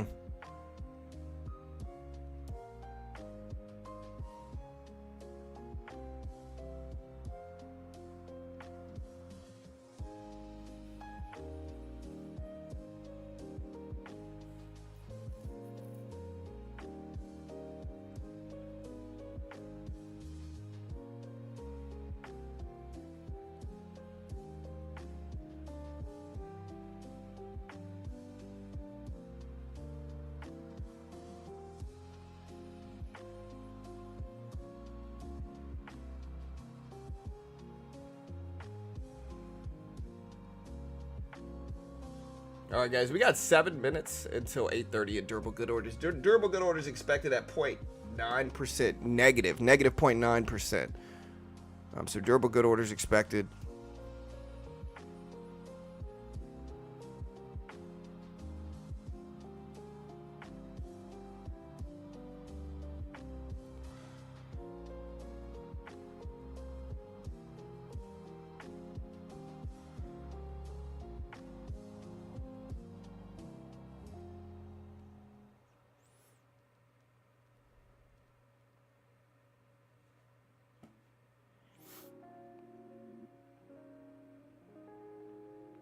Still consolidating. The market, most of the market's basically flat. We're at 455. Google at 176.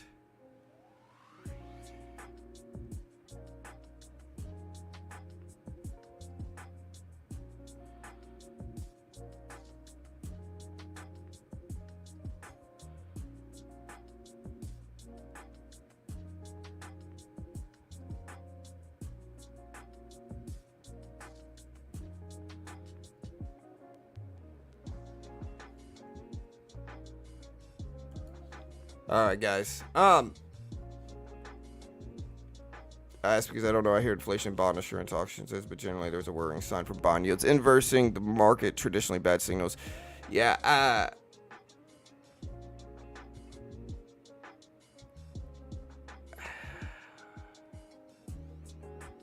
Yeah. Please stop spamming gaming. Please stop spamming, bro.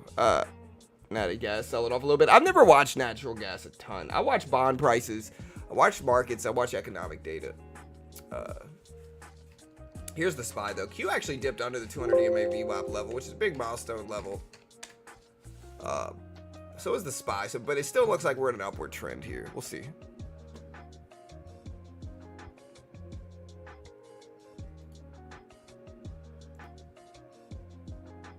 Here, you're going to get banned pretty quickly in here, Ribbon.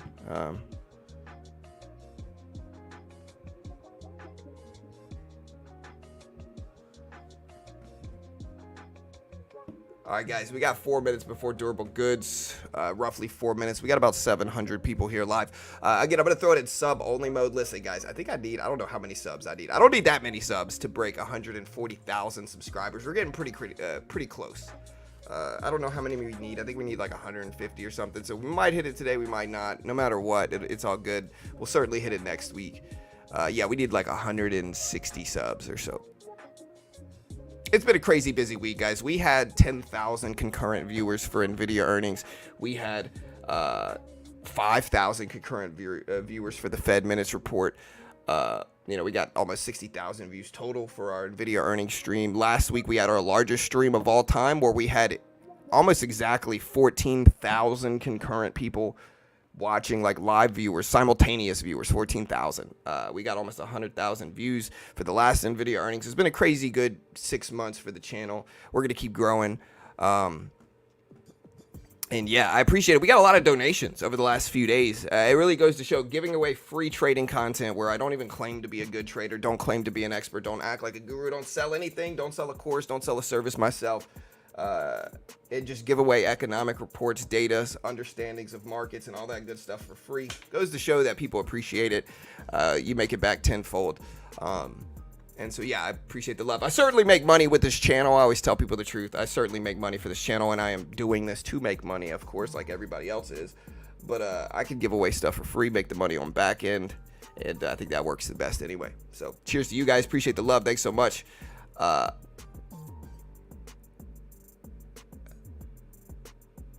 Yeah, thanks, Matt. Appreciate it. Hey, thanks, Connor. Thanks, David. Thanks, Maria. Why did snow take? I don't know. I'm in snow right now. To be honest, I hold 1 share of Snowflake. 1 share. And so I'm down in it, but it's not the end of the world. I'm down $20, basically.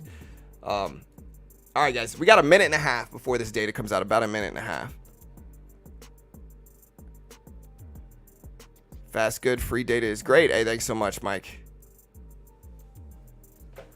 Yeah, no, I mean, I have sponsors that we plug, But again, like today, I haven't plugged one sponsor. We've been streaming for hours. Usually, I keep all the plugs towards the very end.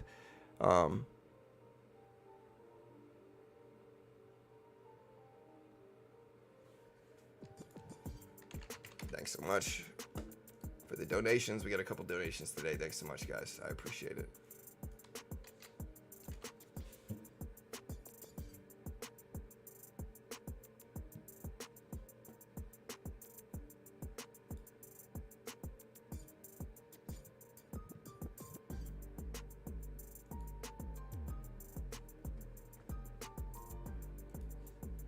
All right, guys, Nvidia up to 1050s here. Here we go. Durable good orders in about 40 seconds. Chat, 40 seconds. Hey, thanks so much, Charles. I appreciate it, brother. Thanks so much. I'll cover the. I'll come back to those donations that we just got in a second. Yeah. So again, I'll come back to those in a second. Durable good orders drop. Expectations are 0.9%. Core durable goods expected at 0.1% gain. Regular durable good orders, which are the biggest ones, expected at minus 0.9% here, chat. Minus 0.9%. Here we go. Let's see what we get. Hit the live button next to the play button, but here goes the report live right now. And here we go. And there's the report. Canadian retail sales also just dropped. My timer was almost exactly right. Durable good orders came in at a positive 0.7%. Positive 0.7%. All of it came in higher than expected. Durable good orders, core and regular, came in higher than expected at 0.7%.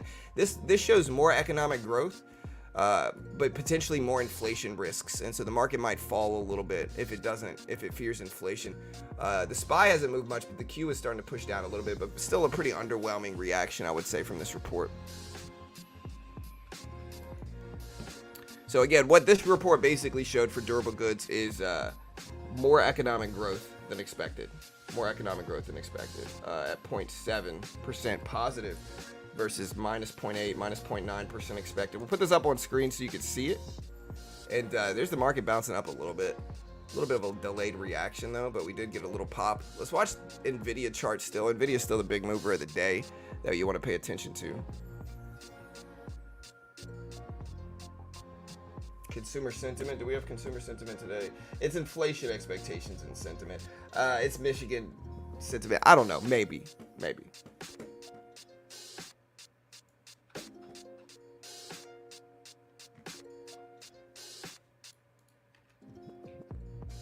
All right, guys, with that said, I'm going to go ahead and do my first plug of the day. One of my favorite sponsors is a company called Apex. They did continue the sale that they got going on today. So on Apex, for the time being, number one, let's talk about it. Most day traders lose money. I don't care who you follow, what course you take. Most day traders are about to lose their first few accounts at least. You got to kind of lose your first couple accounts because it teaches you risk management. And so does it make any sense to put up $5,000, $10,000, $15,000 yourself and almost certainly lose that in day trading? Of course not. Do not put up your own money in your first few accounts day trading. It just makes no sense. It makes absolutely no sense. Instead, in the futures market, where you can day trade essentially the SPY, essentially the Q price action in the E-mini and the NASDAQ, which is what the SPY and Q track, you can day trade in futures, no PDT rule, and these funded account programs like Apex are allowed. What they do is they give you a demo first, and they test your skill with a demo account. And if you can pass the test with the demo account, they fund you the same amount afterwards if you can pass their test. The base one's $25K. It's less than $30 a month if you use my link and coupon code right now. It's less than $30 a month. And if you pass that test, they fund you $25K with a 90% split. You got to make $1,500 in profit on the base one without losing $1,500. So it's a 1-to-1 ratio, and there's some other rules you got to follow, but it teaches you how to trade under pressure. Some paper trading accounts cost more than this, and you also get real-time data for it. And so the value is there. Even if there's no funded account program attached, the value is there, right? For the time being, up until next week, you can get the 250K challenge. The 250K challenge for only $16. Where if you pass that test, you get $250,000 in funding with a 90% split. And this is one of the most legit ones in the world. They've paid out over $100 million to their traders. And so it's a great way to learn how to day trade. And again, to be fair, they're a sponsor. They pay me money. I'm biased because they pay me money. I'll put this link up. One of the top 3 most biased traders of all time for their sponsors in the world right now. Understand CFTC 4.41 hypothetical or simulated performance with these sponsors has certain limitations. I do trade off stream. You're not going to see all my trades. I'm not even claiming to be a good trader, not an investment professional. I'm not liable if you lose, chat. But with that said, it's a great way to learn how to day trade because you still have some pressure. You know, you're risking something, but you're not risking thousands of dollars and almost certainly losing that like you are with real money. And to be fair, most day traders are going to lose here as well. I'm always honest and transparent about it. Most day traders lose. It doesn't matter whether they're on Apex or whether they're on TOS. Most day traders lose. It's a lot cheaper to lose on Apex, though. A great way to learn how to day trade. Still put some pressure on you so you can kind of learn how to trade under pressure with less risk. Here's the link. Check it out. Use coupon code BT. We'll get you the max discount at all times. With that said, SPY bounced it up a little bit after durable good orders. So maybe the market wants good economic data. Maybe the market wants economic growth. You know, the market's always in this phase where is it fearing economic growth because of inflation, or is it back to convention where kind of economic growth is good, higher GDP is good, higher payroll numbers are good? We don't know. Like, we really don't know. It's an interesting time in the market.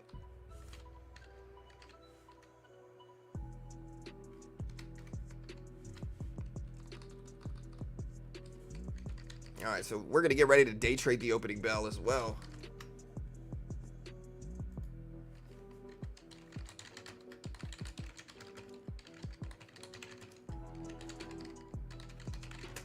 All right, let's switch this out. So we got durable goods out. Durable goods out again showed positive gains in all of it. So positive gains in all the durable goods that dropped.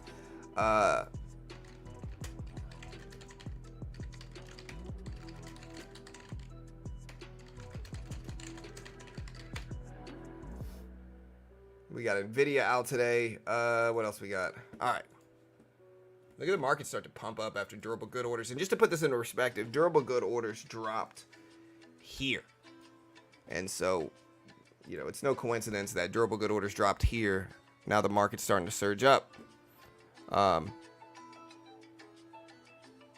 Market does not know what it wants. Yeah, I think we're the market's, what the market wants is ambiguous right now. We don't know.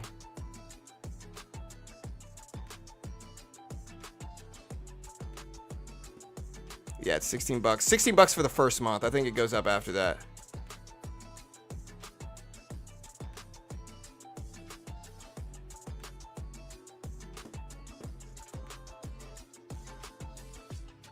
But yeah, with sponsors, you want to check everything with them to be sure. Again, they're sponsors of mine. I'm biased.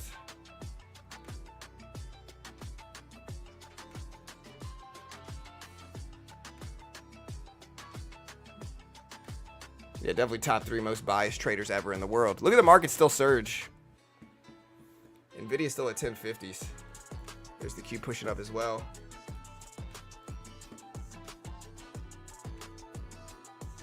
Well, yeah, well, I'm not. The market's always it's never definitive turbo, you know, and I always stray away from that. And I do think that people who know the least about markets and economics are usually the ones that act like they know for sure what's going to happen. Anybody that has any real experience trading in economics understands that nothing is for sure. Nothing's definitive.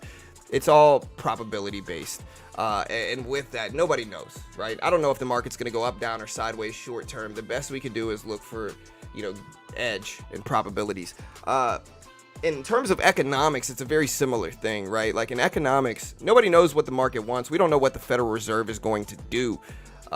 Lately, you know, with quantitative easing that went on in 2020, you know, quantitative easing is basically a dovish Fed. If you hear ever hawkish, dovish, QT and QE happen. They're more desperate moves, but the Fed controls the economy and tries to keep it balanced in a number of different ways. Typically, the main way is by controlling interest rates. They control interest rates. If they want the economy to grow, say we're at risk for recession, depression, too little spending, too little working, high unemployment, so forth, and they want the economy to grow, the Federal Reserve will lower short-term interest rates, because when they lower short-term interest rates, it allows people to spend more because they're paying less in mortgage or financing for cars or lending in general. They're paying less interest, so they have more money to spend, and thus lowering interest rates eventually will stimulate spending in a positive way. If we get too much spending, think after 2020, you know, the Fed stepped in and they control interest rates. They can either just straight up hike or cut rates, raise or lower short-term interest rates. And eventually those short-term interest rates, the federal funds rate, eventually that trickles into long-term rates like mortgages and stuff like that. But they can just straight up raise or lower rates, hike or cut is what the terms, the jargon that we use in economics. Or they could do a more desperate move, a more desperate decision, which is called quantitative easing or quantitative tightening. This is a more desperate thing when they really need to get it under control. And again, an example of this is in 2008, after the mortgage disaster, the Federal Reserve stepped in and they did quantitative easing, which basically means they expanded their balance sheet by buying up bonds. And this injects liquidity into those markets and allows banks to lower interest rates to consumers, right? This will lower interest rates in a different way, but again, injects liquidity into those markets by the Fed expanding their balance sheet through bond purchases. And this ultimately allows banks to lower interest rates. And so in 2008, after the mortgage disaster, when the economy was in shambles, Fed stepped in and did QE. In 2020, after the pandemic, the Fed stepped in and did QE. And they also cut rates, and they brought interest rates down to almost zero. And the consequence of this decision was people started spending more, and it helped the economy to a certain extent. But the consequence of too much spending, the Fed also sent out stimulus checks, which, again, all of these things added to more spending, right? One of the consequences of this is inflation, because when businesses have an abundance of spending going on, they raise prices. And so you see Rolex prices double. Bernard Arnault, one of the richest dudes in the world now, who's the owner of Louis Vuitton, Hennessy, all these big brands, because prices went up so much, it had benefited him. Again, Rolex prices doubled from all the spending that was going on in the economy. And the consequence of this is that inflation spiked. It got up to almost 9.5%. It got up to 9.1%. And so then the Fed steps in and they take the other side of that, which is they try to raise rates. They try to raise short-term interest rates. Eventually, it's going to trickle into long-term rates. And again, they can do this by basically rate hikes, by just simply raising the federal funds rate, raising short-term interest rates, or they can also contribute to higher interest rates by doing something called QT, quantitative tightening, which is essentially the opposite of QE. It's generally not directly selling of bonds. It's most of the time just doing what's called passive QT, which means they're letting their current holdings run off and mature, and this takes liquidity away from that and causes banks to keep interest rates high. And we've been keeping interest rates high for years now after 2020 and the inflation that happened as a consequence of the QE that went on then. And so the question is, when does the Fed cut rates? The Fed should only, in theory, cut rates if the economy was at risk. If the economy's at risk, that's when the Fed would start cutting rates. If unemployment spiked, the Fed is more likely to cut rates. If GDP drops to a scary level, the Fed is more likely to cut rates. They are talking about slowing the current QT down. We've been in a period of quantitative tightening. They are talking about slowing that down next month. But again, the question is, when does the Fed cut rates? And I think a lot of these decisions, like the day before yesterday, before Nvidia earnings, we had the FOMC minutes report that talked about what the Federal Reserve was choosing to do. This influenced the market in a heavy way as well. We just got a lot of stuff going on in economics. And so next week, we get one of the biggest inflation reports. We get what's called the Personal Consumption Expenditure Index. This is what the Fed says is their preferred inflation metric. This is what the Fed likes to look at inflation. The lens the Fed likes to look at inflation with. That drops next Friday. So it'll be a big week, an interesting week for sure. And yeah, we'll see what happens.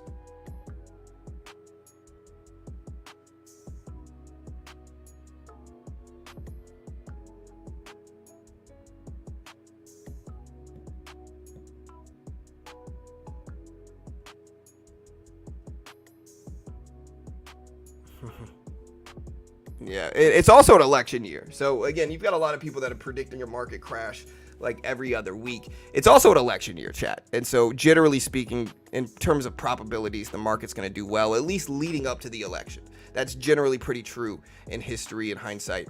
And so it is an election year. And again, the biggest edge in markets is that long-term markets are going to move up. You know, long-term, if you zoom out all the way, the S&P, the NASDAQ, the Dow, the Russell, these are all going to move up over time, right? This is just one of the biggest edges the market ever gives you, is that long-term markets are going to go up. But short-term, anything could happen. It's never definitive. We could get corrections, pullbacks.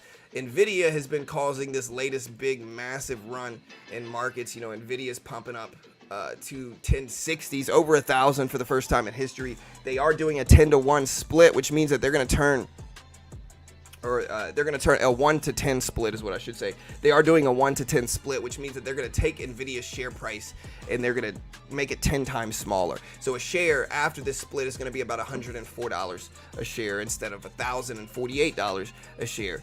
And so that split happens June 6th is when the split is enacted, June 6th. And so that's a big thing for markets. That's also causing Nvidia to push up. And the reason it is because companies do that if they want their share prices to be more affordable. If they want prices to be more affordable, they'll do splits, bring the price down, but they're keeping the market cap the same. So it's not really decreasing the company size. It's not like it's making Nvidia 10 times smaller. Company stays the same size, but they're just restructuring the float versus price. Yeah, you have the same percentage.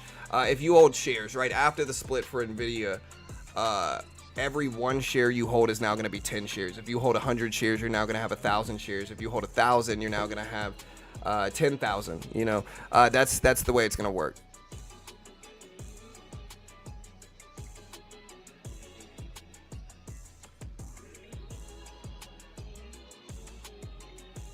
Yeah, nobody knew what was going to happen. I think it was kind of necessary. You know, the other option, like, again, what you learn very quickly is that in terms of general economics, the public is very rarely happy.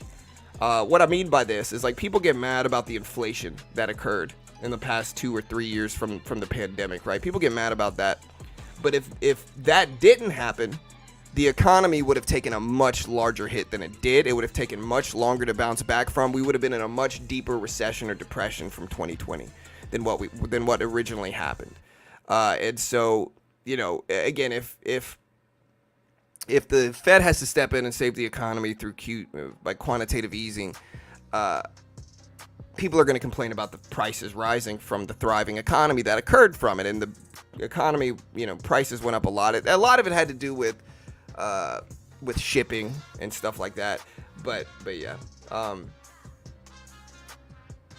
very rarely is the public ever happy.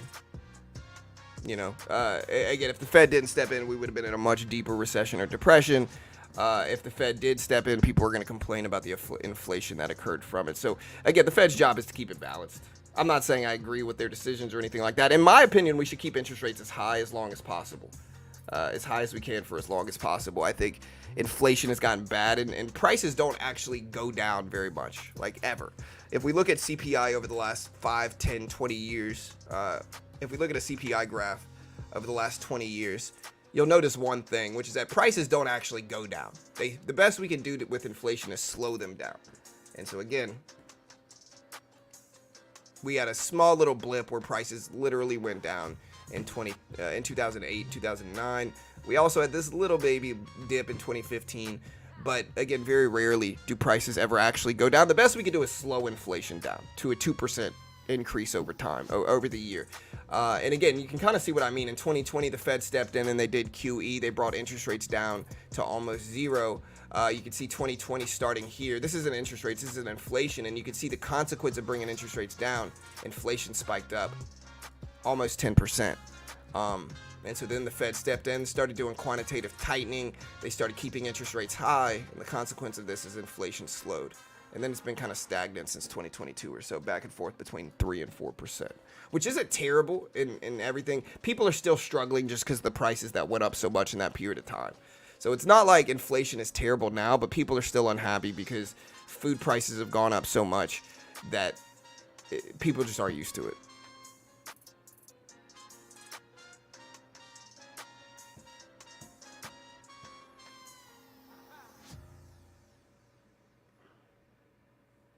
My man, the Fed has caused these problems you're talking about. I mean, explain yourself, CWC. We could talk about it, brother. It's all good. Do you agree with the stimulus checks? I think it's really nuanced. I don't think we sent out too much. We sent out like 3,000 or 4,000 per person total. I understand it. I'm not saying I agree or disagree with it because I don't really know. It's really nuanced, to be honest. I understand why they did it. I disagree with some other stuff that was happening in that period of time. So it's tricky.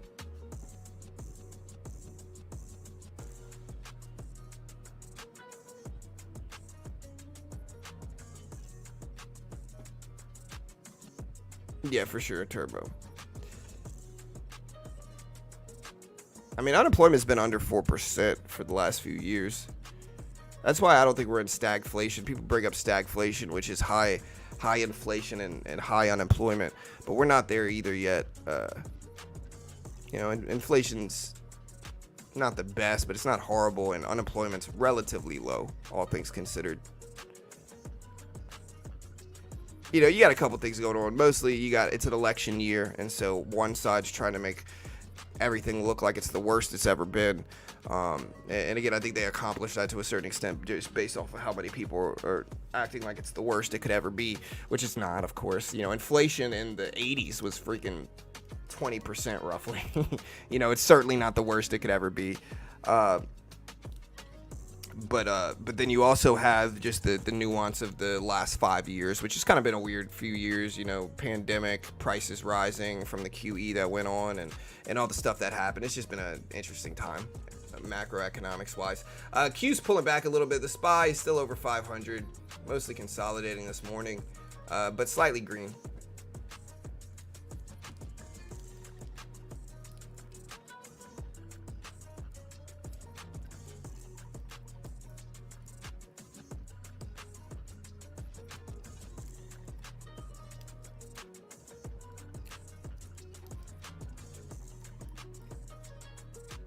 Well, inflation is not easy to control, hidden in the wires. The Fed's been keeping interest rates high for a long time. They raised the federal funds rate and they've been keeping it high, pausing the federal funds rate for, I think they said 6 or 7 cycles in a row. So like a year straight, they've been pausing interest rates. It's a tricky thing. There's a lagging effect. So it's a lagging effect. And it's kind of like picking pennies up in front of a train track. The Fed's job is to keep interest rates high long enough to discourage spending and control inflation without causing a recession and depression. But there's a lagging effect to the rate decisions. So like if the Fed starts to cut rates, we're not going to see any benefit from that for a while. It takes a while for long-term rate or for short-term rates to trickle into long-term rate effects. And so with that, again, it's kind of like picking up pennies in front of a train track. You do it, you keep interest rates high, you keep interest rates high, you keep interest rates high, and you just try to get in front of the turn in the market when it happens and start cutting rates before we hit a recession or depression, right? We're nowhere near a recession or depression right now. GDP is still high, unemployment is still low, but again, if we start to turn that way, the question is, will the Fed be able to pivot to rate cuts and bring interest rates down fast enough to save the economy if it happens? And that's certainly an interesting topic.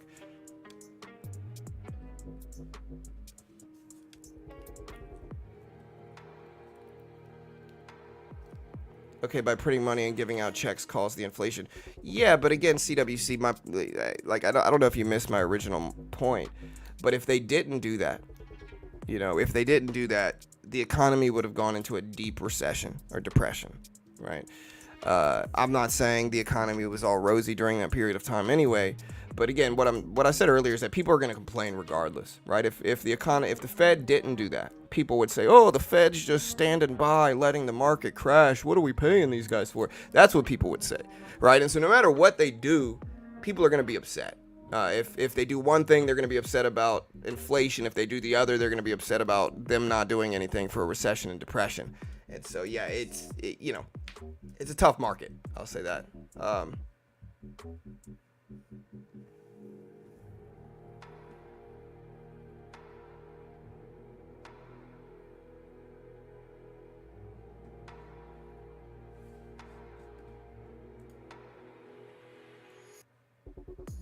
Right.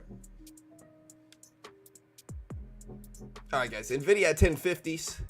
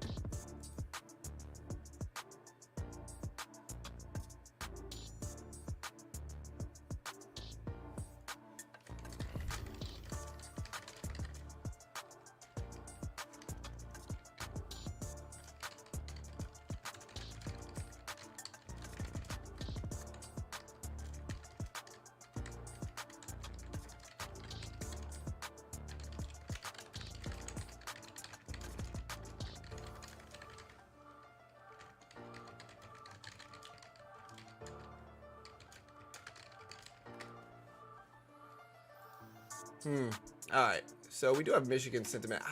I tend to be one of those guys that wants to buy this dip, but yeah, we'll see.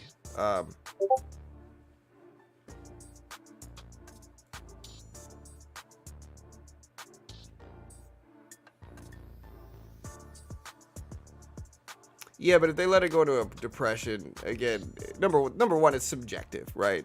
If they didn't do what they did, again, I promise people, like I said, people would be complaining, saying, "Oh, the Fed's just watching the economy tank and not doing anything." I promise that's what people would say.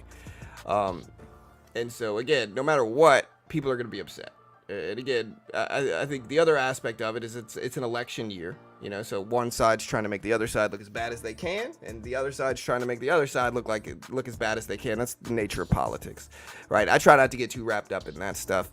And so I don't hate the Fed. I think the Fed has a tough job. I think Jerome Powell specifically has a very difficult job. He only gets paid about $200,000 a year for that job as well, which is not very much, relatively speaking. Not very much. So.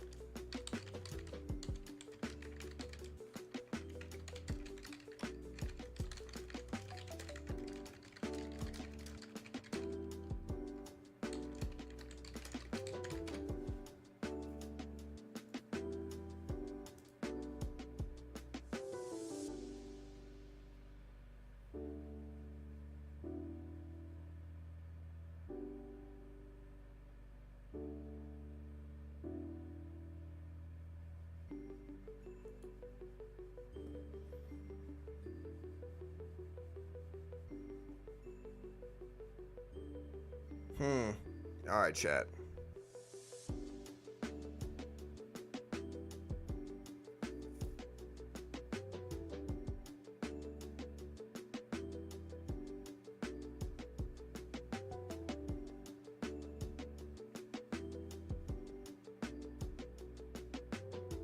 GPT 4.0. People are using it in ridiculous cool ways. You know, I see a lot of people use the GPT 4.0 with the mic. How are they doing this with the mic?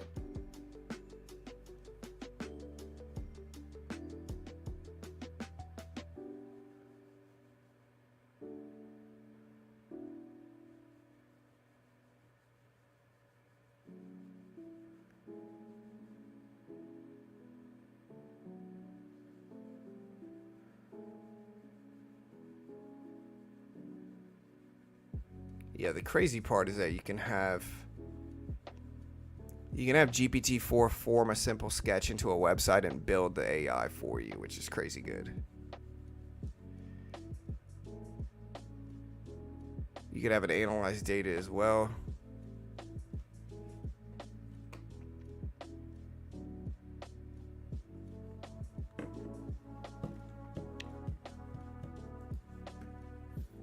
So I was thinking about buying this dip. I just didn't. I should have maybe.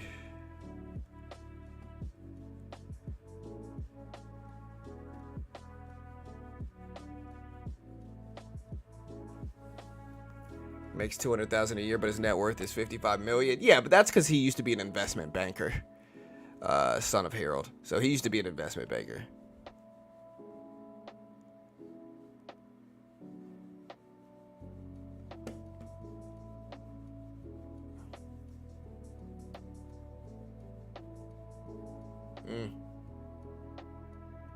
Dude, I'm telling you, bro. Like, look at the indicator I built, dude. I'm pretty impressed by it. Look at this thing. Look at that thing. Top, rejection. Bottom. This is a 1 minute chart too. Top, rejection. Bottom, top, rejection. Look at that. Honestly, I'm pretty impressed by my indicator here, bro. I built this thing. I'm proud of it.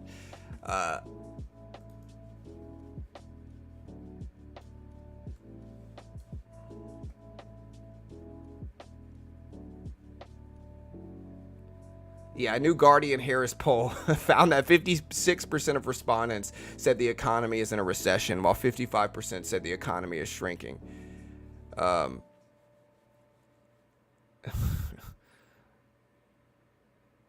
Yeah, I mean, most people don't understand what a recession is.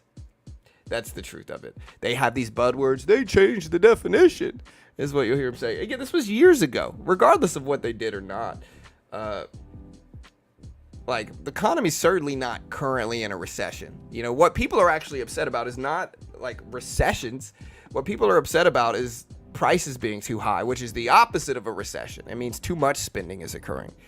And so, yeah, again, the general public is swayed in so many different ways from politics and news and everything else. It can be incredibly frustrating sometimes.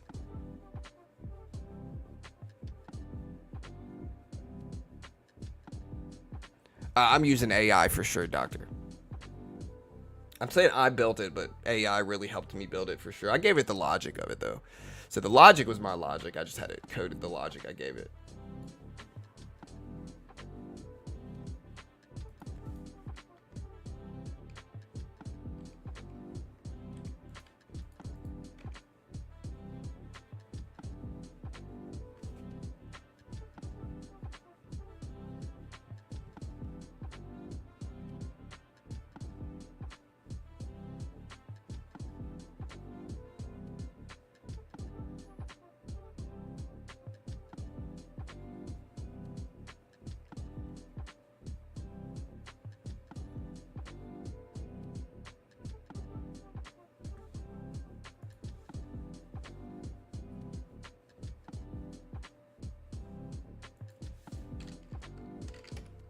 Yeah, GameStop's looking weak, to be honest.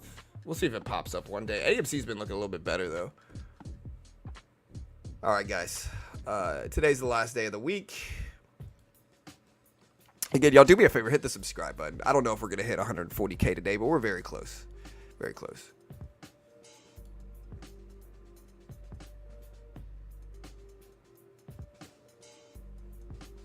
I'm just really proud of my channel, bro. I'm really proud of my channel.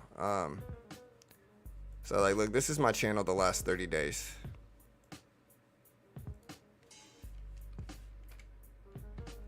This is my channel for the last 31 days, the last month, right? So my channel got in the last 38 months, or in the last 31 days, the last month, basically. We have got roughly 500,000 views in the last month. Roughly 500,000. You know, subscribers were growing by almost 6,000 subscribers in the last month. We got almost 110,000 watch hours in the last month. So thanks so much. I appreciate it.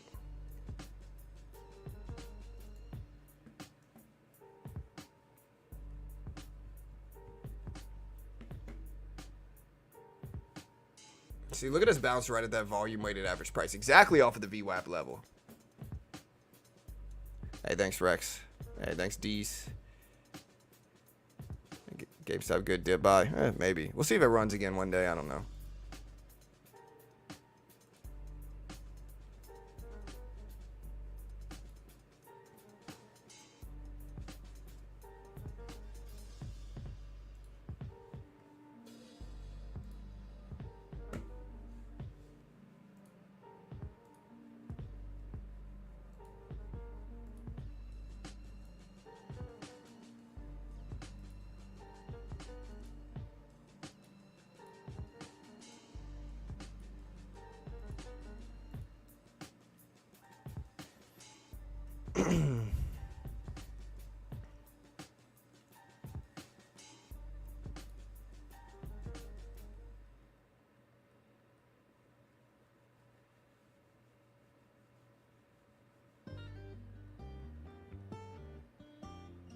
Ugh, my stomach kind of messing with me today, man.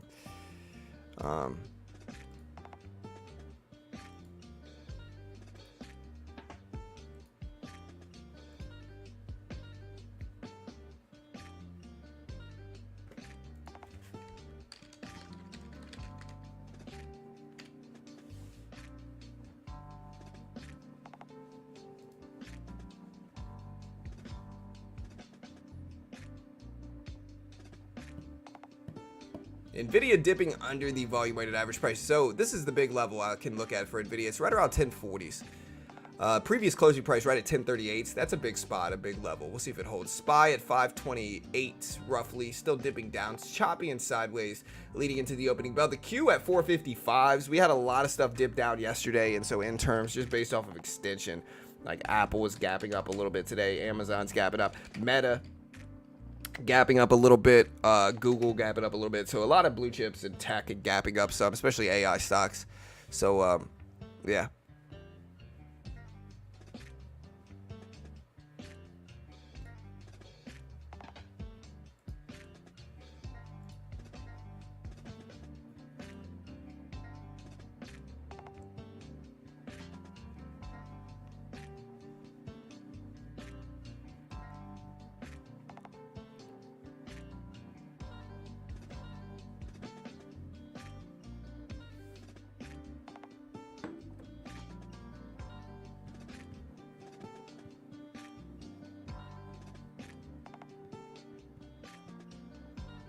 All right, guys, we're at 1045s here, 527s on the SPY. Q at 455s.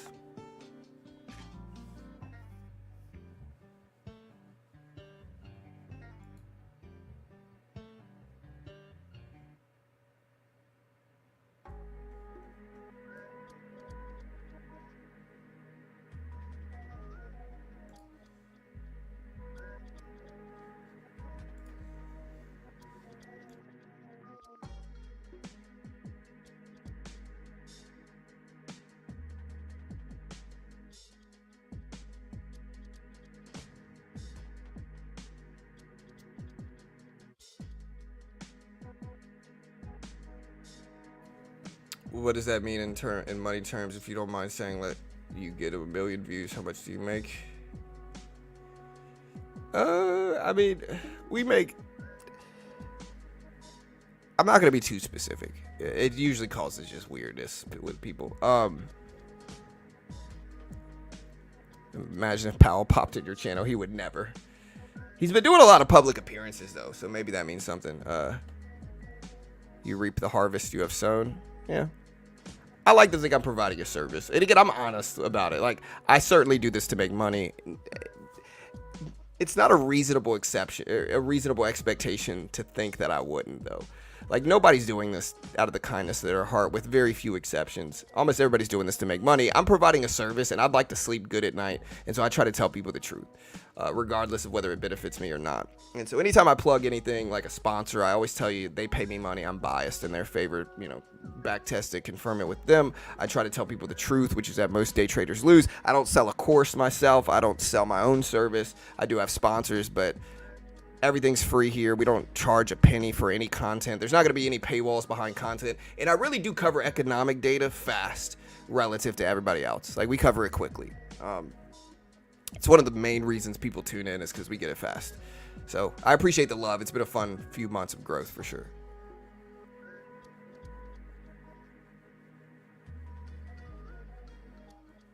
How do you not know what gapping up is? What do you think it is, Matthew? Gapping up just means it's up from the previous closing price. A gap up is a pre-market move like this. Gap up.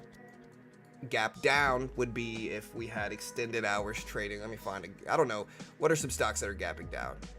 But a gap down would be if it from the close of the previous day to the open the next day, it was lower than it was prior to that. That's a gap up, gap down. Gaps are just what happens in extended hours trading in pre-market and after hours. Are you trying to imply that I do not know what a cap up is, brother? Genuine question. Top 3 worst traders ever.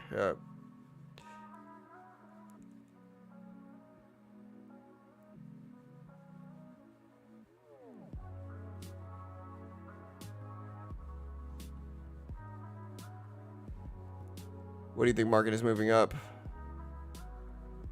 Based on the durable goods data that was released? I think it could be based on the durable goods.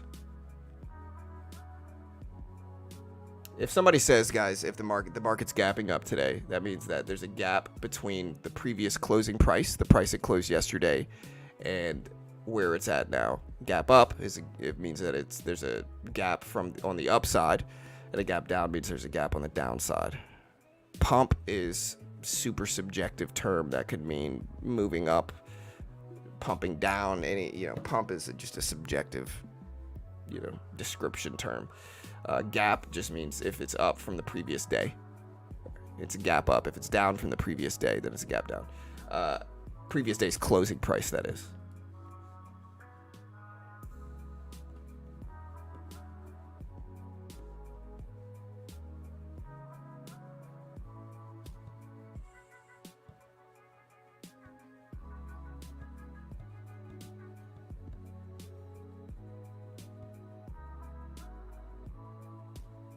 I don't think Matthew, I don't think you know what a gap is, brother. So Matthew Jackson, I don't think you know what a gap up is or a gap down. No offense to you, bro. We could respectfully talk about it, but I think you actually don't know what a gap up or a gap is or a gap down is based off of what you're saying here. You're using pump like pump is something. Again, dude, I don't think you know what a gap is, brother. I'm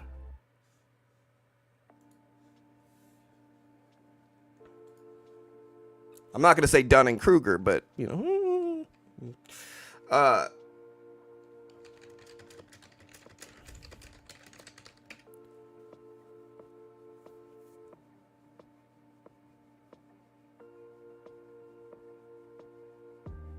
yeah, a gap up is where the price of a stock opens high. I asked AI, chat, just to give you guys some understanding. I asked AI, hey, what's a gap up in the stock market?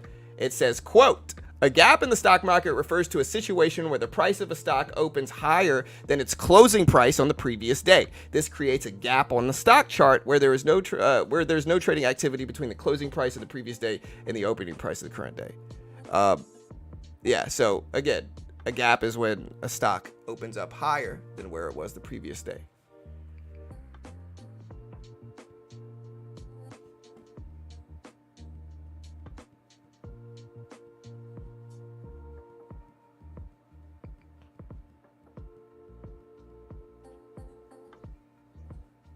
Yeah, I mean, listen, there can be all these subjective definitions of things, gap up, gap down.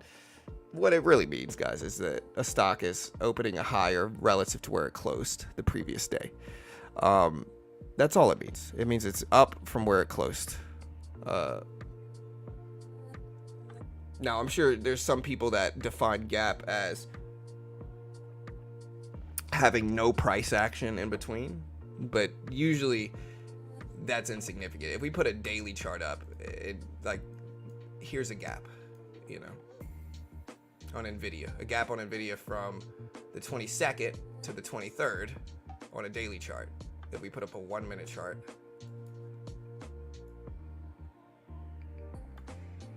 there's obviously going to be movement here, but it's still a gap up. Yeah, and again, we never see from this guy again, of course. Of course this happens.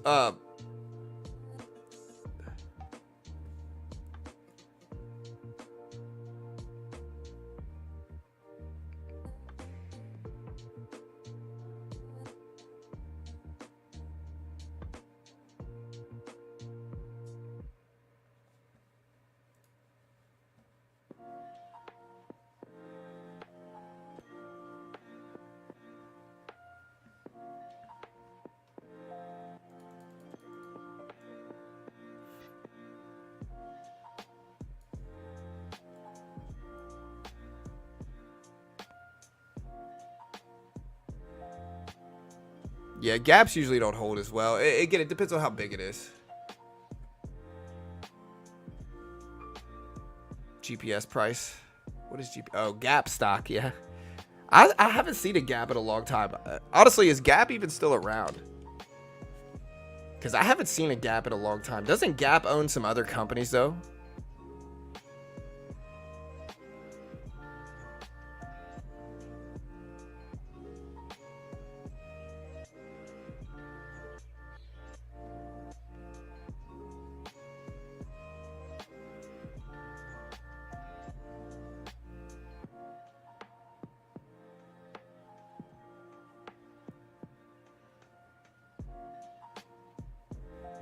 Futures are open for a limited time on Memorial Day, is really what it is.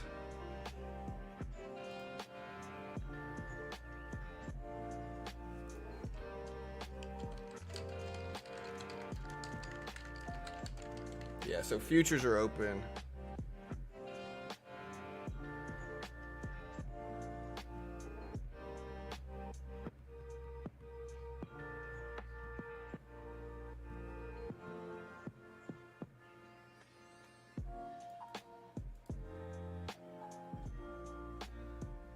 Yeah, so here's the definition using AI as well of a gap up.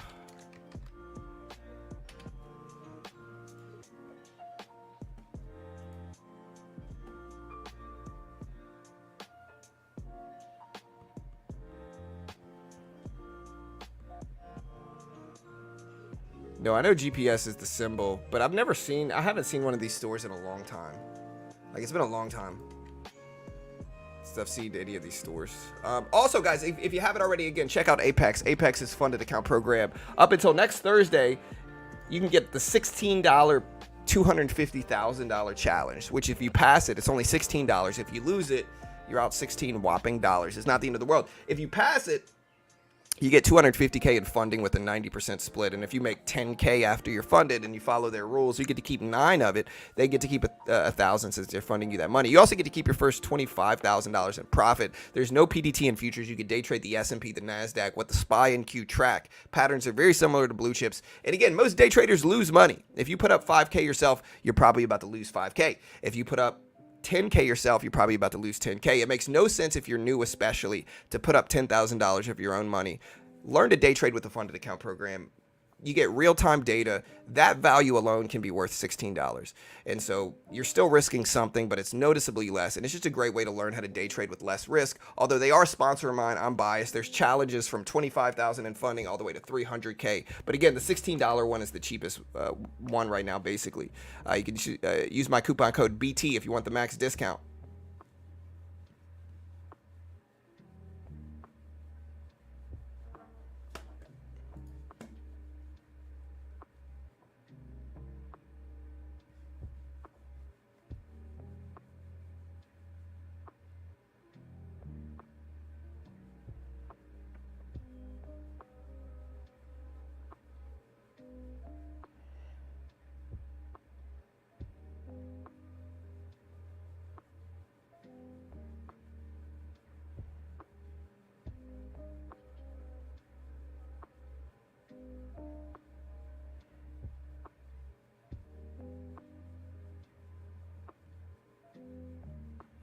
Mm.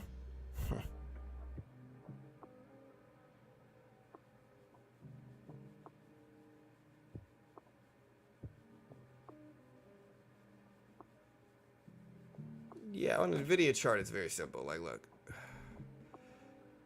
there's always going to be some trading, right? So, like, a gap doesn't mean there's never any trading in between. The only time you ever see that is like a reverse split, you know.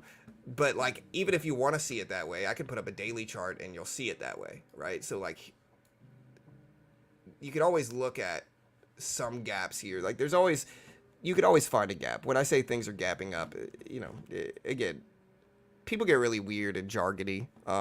They'd use that to try to shame people. In the end, they're just kind of, most of the time, they're just trying to find things to be upset about. Yeah, it's a cheap Apex sale. Talk about barcoding. Barcoding is like a limited range movement in a stock where it's kind of going like this and the range is limited. And so then it'll move down and then it'll go like this and then it'll move down.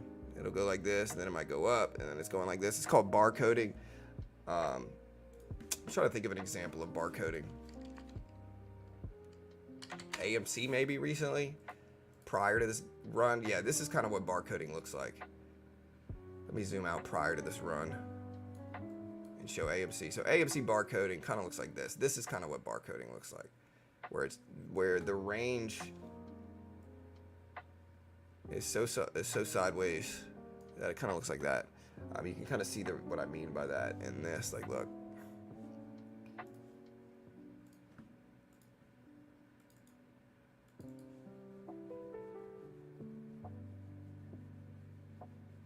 Little barcode there. You got a little barcode here. You got a little barcode there.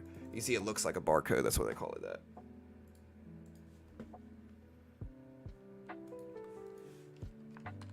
Where's Apple? There's Nvidia.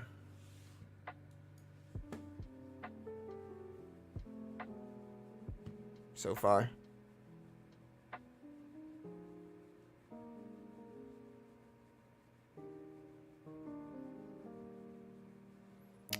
Mate, be honest. Do they pay you? Can you cash out? Please be honest. I mean, they're a sponsor of mine, but they've paid out almost $200 million to their traders. You can actually see their payout page here, brother. Like, they're not going to pay out everybody. You got to follow their rules, right? So, like, some people are going to break their rules and then try to get a payout and then have that payout rejected. But again, you can see their payout processing page. Go to apextraderfunding.com/payouts. Look.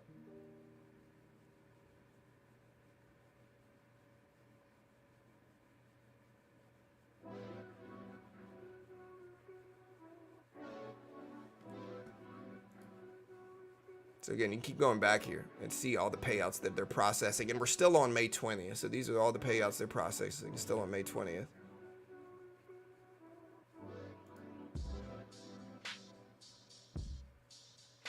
You know, but again, we're still on May 20th. So these are still, you can see what countries they're in. California, Ontario, Canada, Brazil, New Jersey.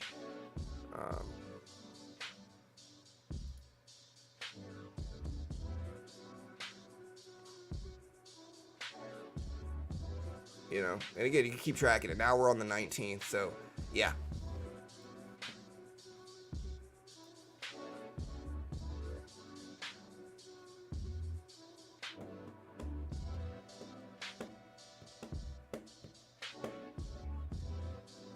What bearish Fed and report did you happen yesterday, Ruma?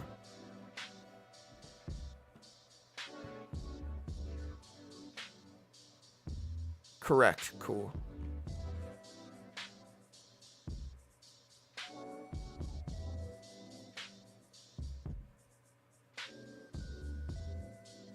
FFIE has been pretty slow. They haven't paid out 200 million, but they're getting close. I think last time I checked, it was like 175 million. I think.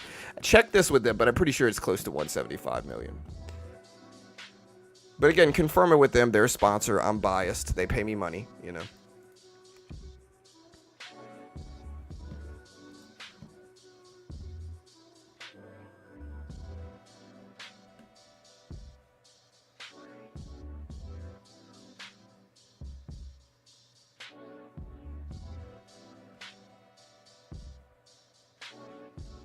Yeah, they're obviously not that. You know, no need to post it over and over again, doctor.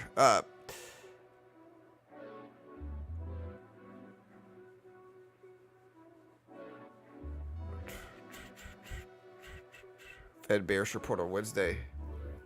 Yesterday report showed economic growth. What report was yesterday, though, brother?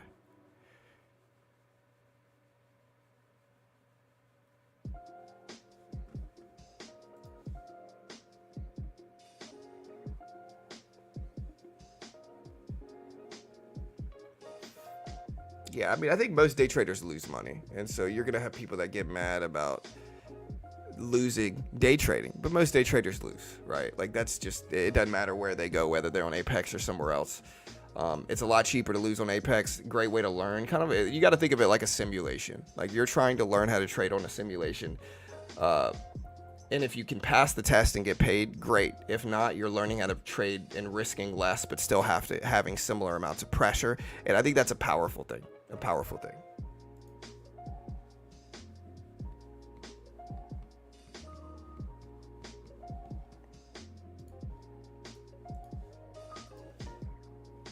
Yeah, if you want to check them out, again, here's the link. All right, guys, look at NVIDIA pop up. It's at 10:40. So we got 6 minutes until the market opens, chat. Not if you're top 3 greatest trader in the world of all time ever. It is Friday, guys. I'm ready for the long weekend, team. I'm gonna sleep in, enjoy myself for this long weekend. I really am. I'm excited about it.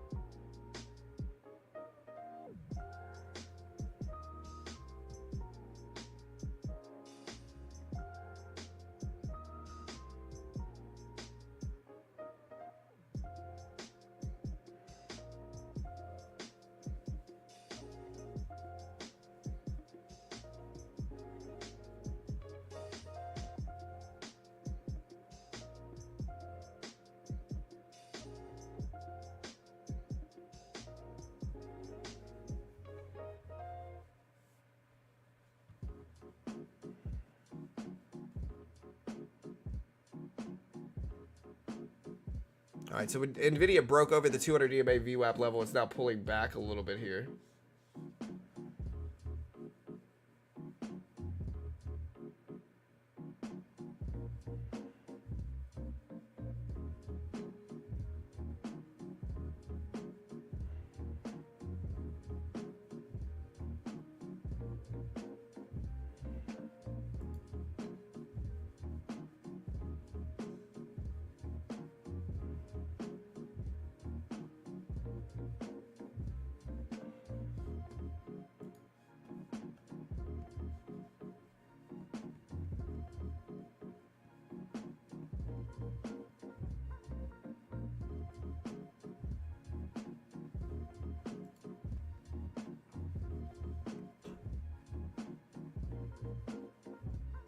All right, so Okay, so you're just trying to be a hater then, Paul. Good day to you, sir.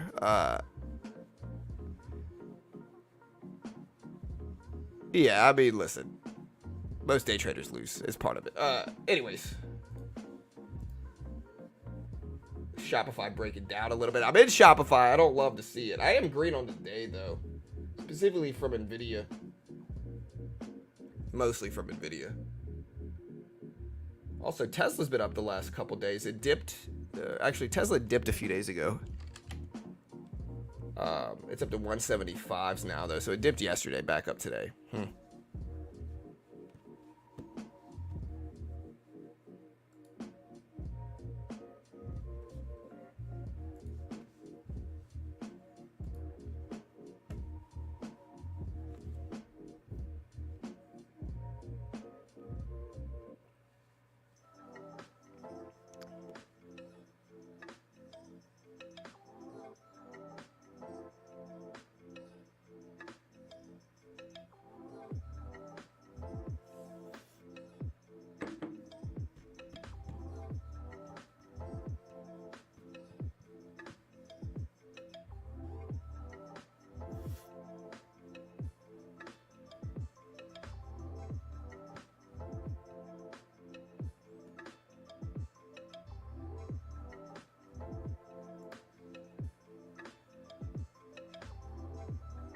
All right, mostly flat action. Nvidia did just dip under the 200 EMA and VWAP level though.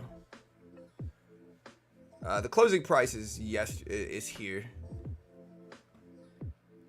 So the previous close is right here. So you can see we're moving up a little bit from it.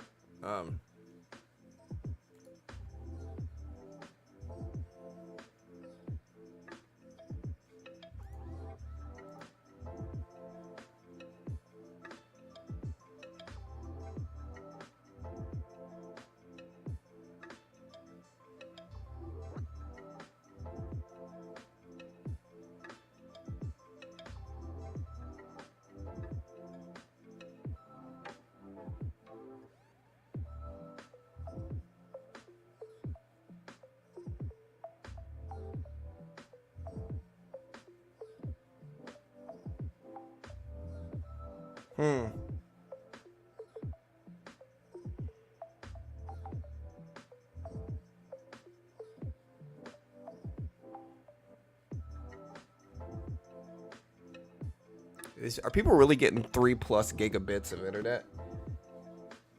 I thought 700 megabits was good.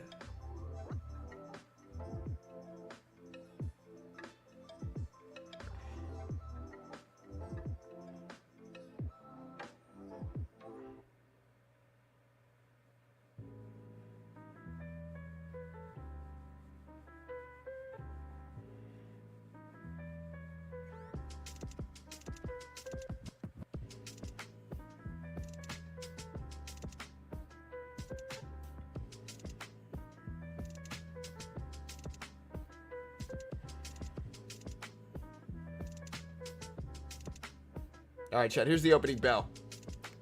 Good luck today. Let's try to make some money. I'm going to try to day trade here as well. We're going to try to day trade. Let's put this up. I forgot to put my stuff up today. Hold on. Let me pull it up. Yeah. Got to pull Trader Bait up.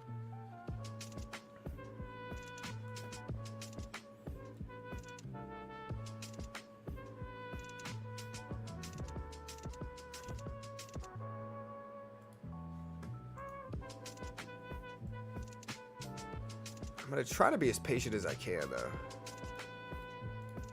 All right.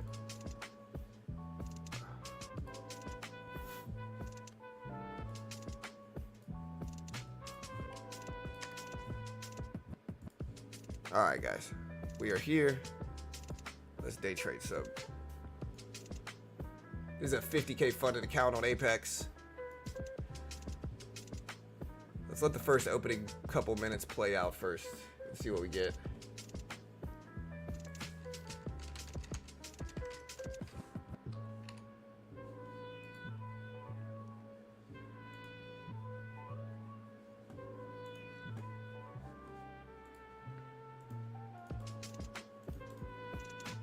Very choppy range in the last couple minutes.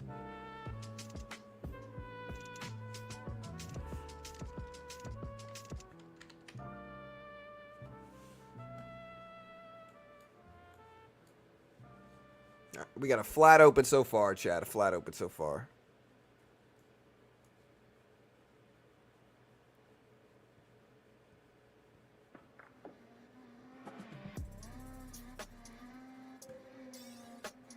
Also, guys, check out Chart Prime. If you haven't checked out Chart Prime, I'm going to let the range play out at the open. This is a trading view indicator service. They're a sponsor of mine as well. I'm going to preface this with I can't guarantee you're going to make money. I'm biased. They pay me money. But check this out. Like, look, again, suspend your disbelief for a second and look at this. Strong buy signal here on the NASDAQ. Beautiful rip up. We got an upward trend for hours. This is all morning. Strong sell signal here. Beautiful drops for hours. Buy signal here. Beautiful rip up for at least an hour, it looks like. Again, I can't guarantee any of this stuff, but check these out, dude. Look, strong sell signal here, hours and hours of breakdowns. This one didn't work.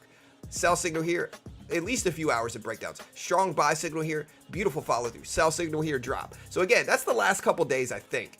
Let's count 1, 2, 3, 4, 5, 6, 7, 8. 8, only one of these didn't work. Only one of these didn't work out of the last 8. You can also see the flag pattern here that it shows you. Tons of stuff you can use this on. You can use it in stocks, crypto, forex, futures, anything with the symbol on TradingView. And again, they have oscillators, back testers, screeners, really cool stuff from Chart Prime. Look, sell signal, even these worked as well. So I could add this and it would be over 90%. I can't guarantee all of this is going to work, but it's impressive, to be honest. It's impressive. Although again, they're a sponsor, I'm biased. But check it out, back test it yourself. Again, I can't guarantee it's going to work, but try it out yourself. It's like $40 a month, so one good trade can pay for it. Check it out. Apex is futures. I was thinking about buying the Disney dip the other day, but I didn't. It's up a little bit this morning, though. Amazon ripping up, too. Market's kind of flat, though, since the opening bell. It's a Friday, so we might get choppy behavior today. Where's AMC and GameStop going? AMC, GameStop pushing up a little bit. GameStop actually pushing down, but AMC's up some. So AMC's up to 470, so almost 5.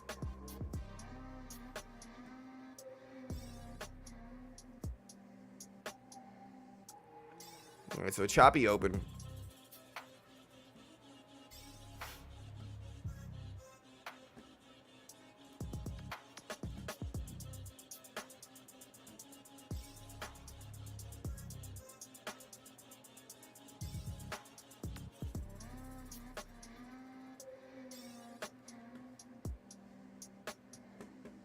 All right, look at the rip up. So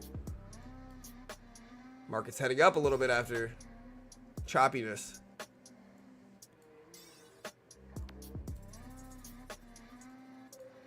All right, testing highs of the day here.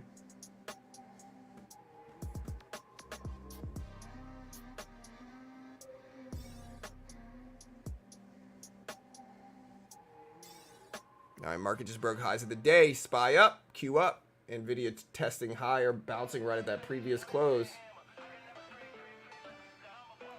Still moving up, chat. Still moving up.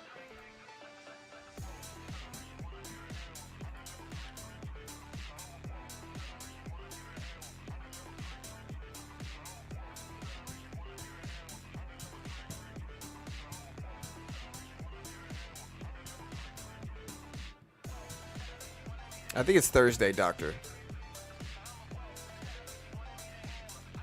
NASDAQ just broke highs. AMC dipping down. Amazon's up. I'm going to buy this dip. One contract here. Very fast drop. Oof.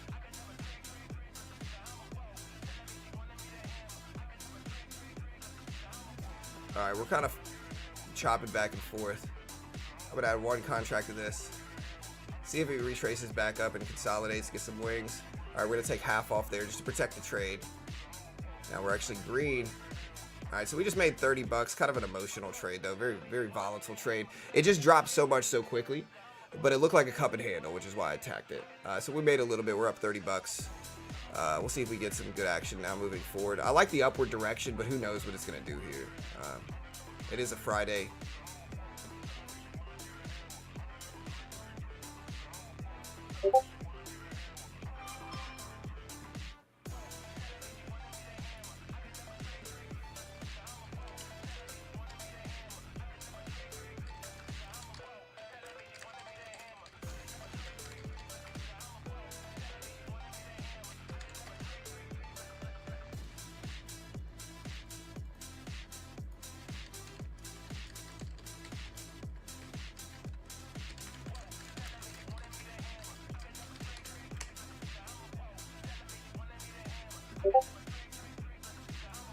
We're going to buy this dip again, see if we can scalp something. We got a little bit of a cushion in.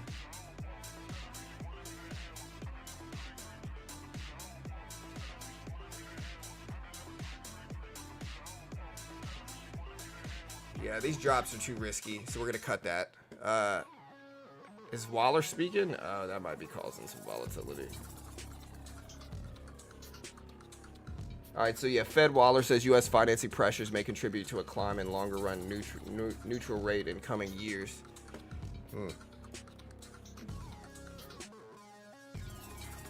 Interesting. Yeah, like, look, so this is the big level right here. The previous closing price is a major level. And look at Nvidia dump. So Nvidia's falling fast. We could also just get choppy behavior, though, here.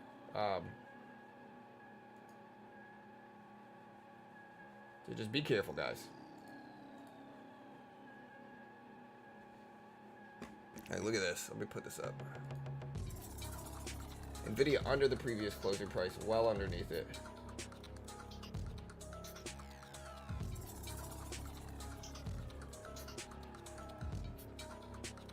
Now, I did want to take a trade based off of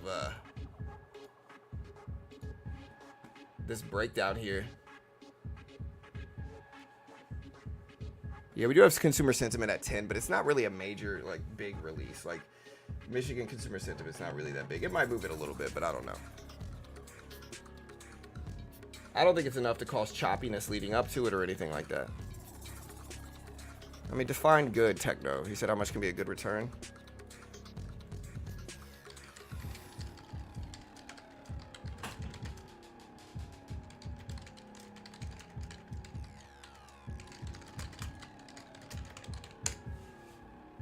Hi, how you doing?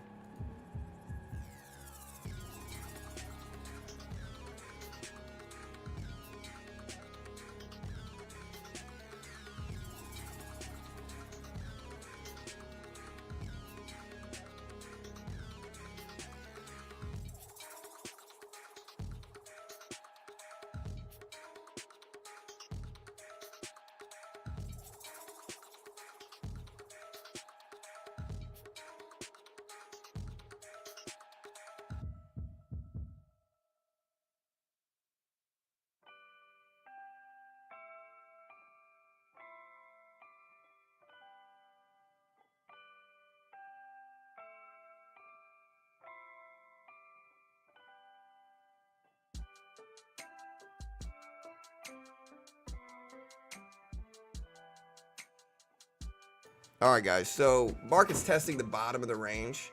Part of me wants to buy this, though. All right, so we're going to buy this dip. We've already made a good bit of money on this funded account today. We traded a little bit off stream. My apologies. But we're going to cut it. So, yeah, you can see we're up so far $245 on this funded account. So we're not going to risk too much. I do want to buy this dip again, I think, though. And I'll add to it once. Risky thing here.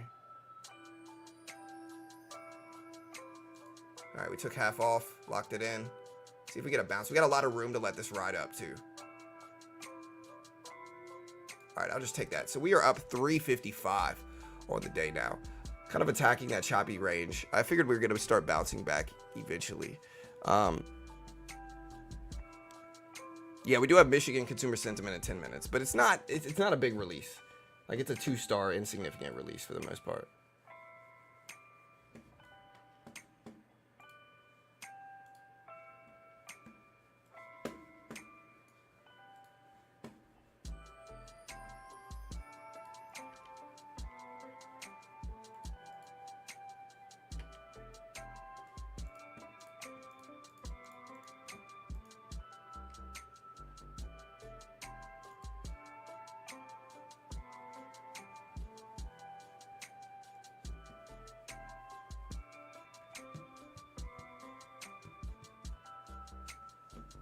All right, so yeah, look, there's the bounce up. I figured we'd start to range. Again, market's been very flat since the opening bell. Like, essentially since the opening bell, we have this up, down, up, down, up. That's basically all we got. We don't really have much going on, just chop. So the best thing I can do when we have chop is attack that choppy range.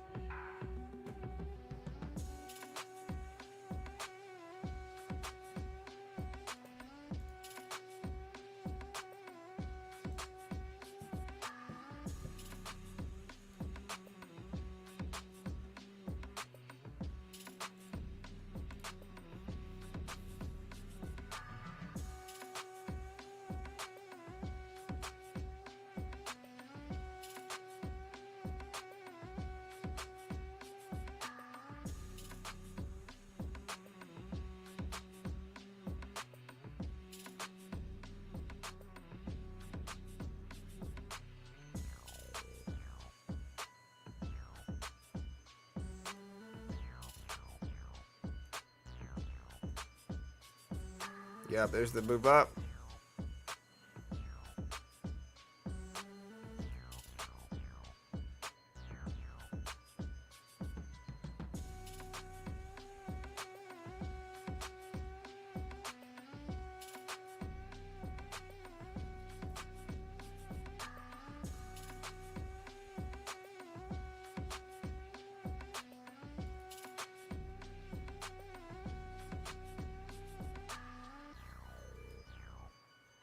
All right, so we are heading up a little bit now.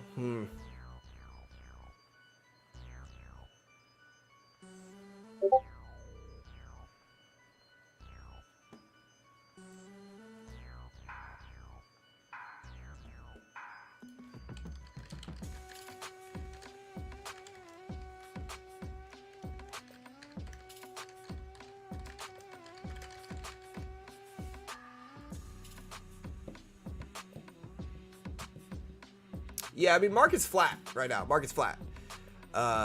Hasn't really done much. Pretty neutral.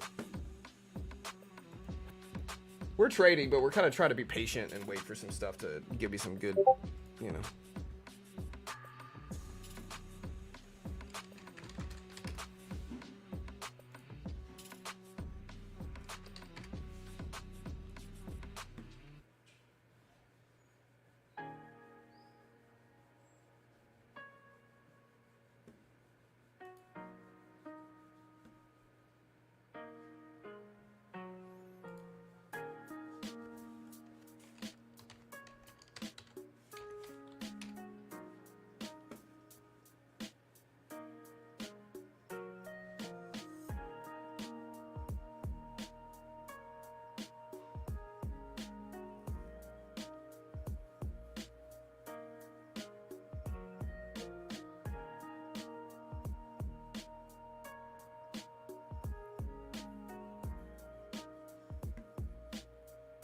All right, so we're testing the top of that range. I don't like this enough to buy the dip.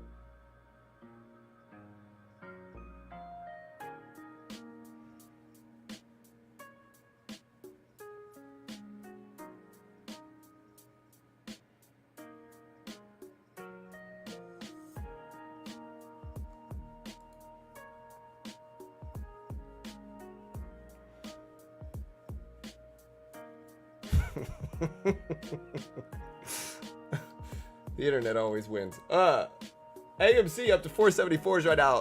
The NASDAQ has broken highs. It's up to 18.9 thousand. The SPY testing the top of the range. Tesla bull moving? Is it really? I'm green in Tesla on the day, that's for sure. I'm green overall on the position. I'm green on the day overall, is what I should say. We dipped a little bit yesterday, though.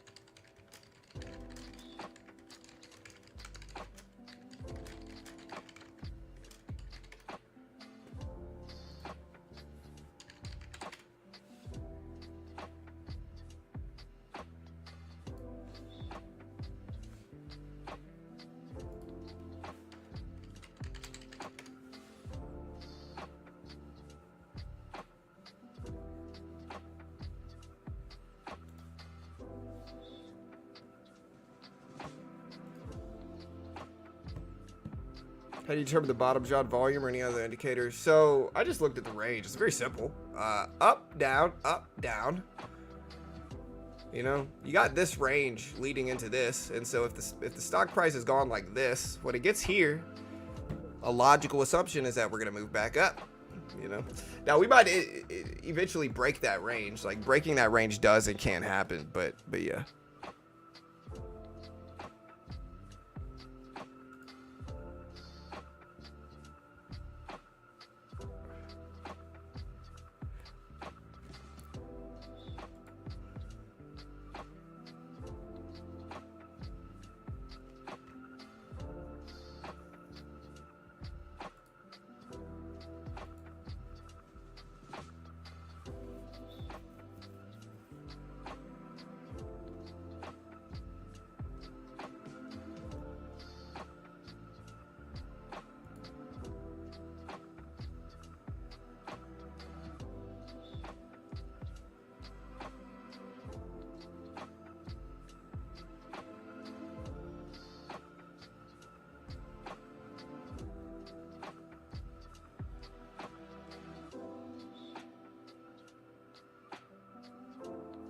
All right, so we're now pulling back down again, thus signaling the choppy behavior we get. I guess everybody's talking about the all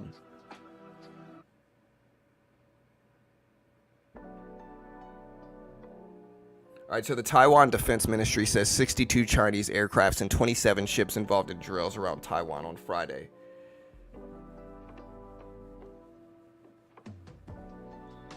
So again, we're very sideways. Wall Street Journal's Fed watcher Nick Tamaro says Fed Wallers is skeptical that the neutral rate of interest has gone up. Again, so far we are very flat. Not a surprise. It's Friday at the opening bell. We haven't really done anything significant either way. We're going up and down and up and down and up and down. Not much is going on. I guess since so many people are talking about how influential the Michigan consumer sentiment data is, we'll cover it. But usually it's nothing. We'll see. Like usually there's no like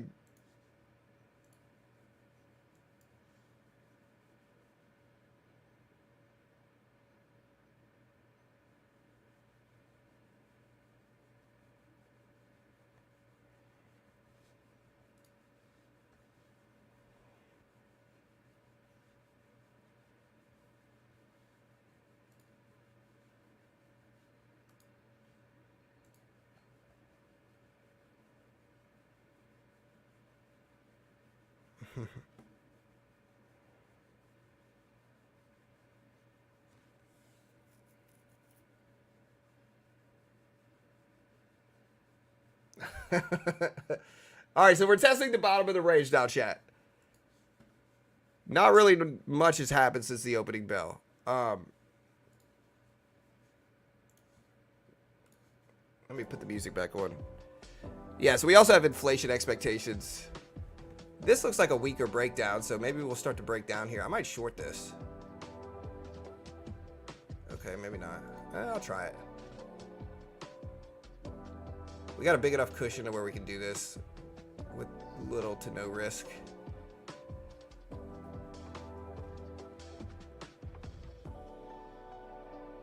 There we go. All right, so we're up about $500 on the day now. We're right back at the bottom of the range, though, so I'm not going to short it anymore or try to hold through that.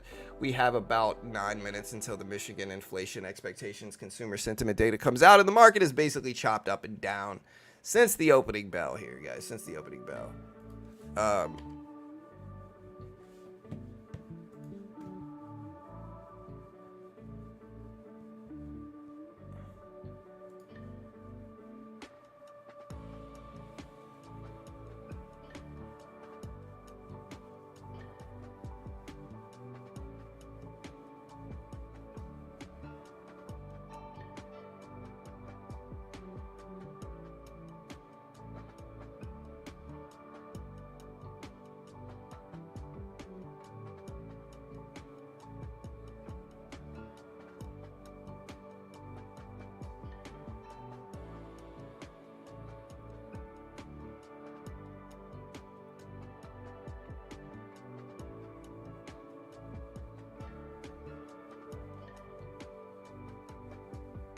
All right, so we're consolidating back at the bottom of the range. I don't trust it enough to short it. I don't trust it enough to go long. And we do have Michigan data coming out in 7 minutes.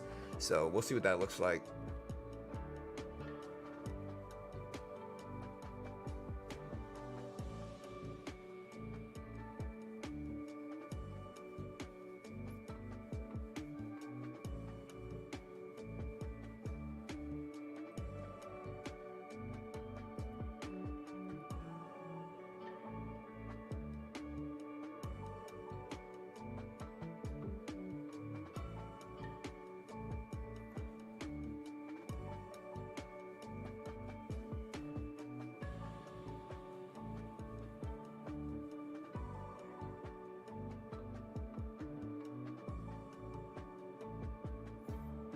My bias, I guess, would be on the downside too, but I have no idea which way this is going to head. It's just sitting down here too long to, you know.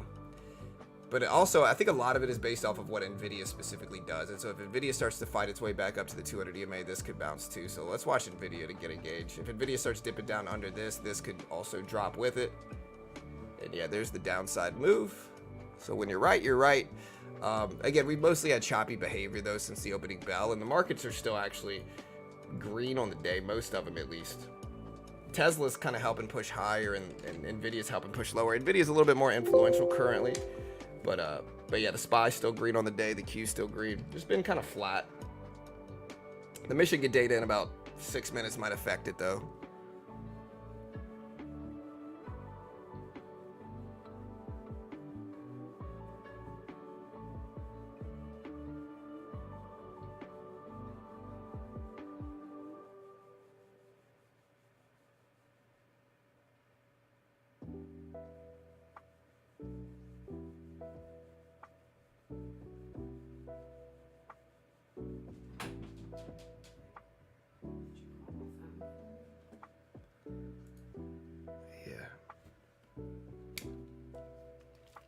All right, so we're starting to push down. I'm still waiting for the data here. We're up 500 though on this account, so I mean we're doing okay.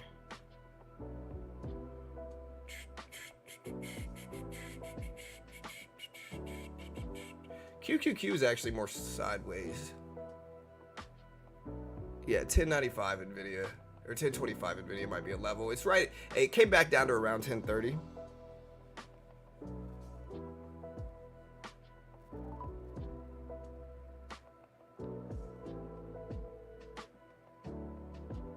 All right, chat, we got about 4.5 minutes left until Michigan data. 4.5 minutes. We're going to cover that and then get out of here. All right. And yeah, guys, check out Apex. Apex funded account program futures. Great way to learn day trading. Most day traders lose, and so do not put up thousands of dollars trying to day trade stocks. It's so difficult to day trade blue chip stocks without 25K in a margin account. You're almost certainly not going to be able to do so as freely as you want to.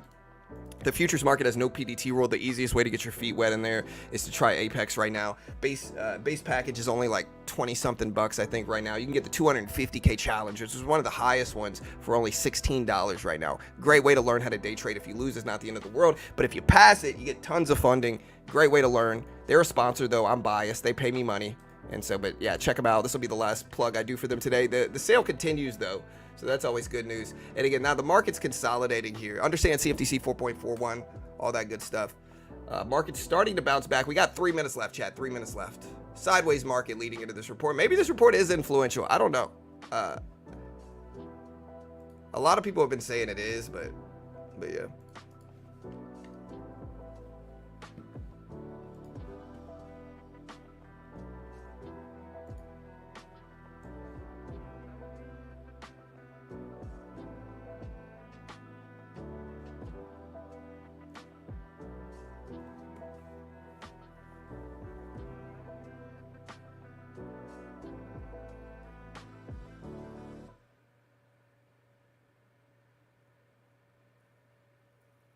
All right, chat, we are bouncing back up. We're at about 18,750.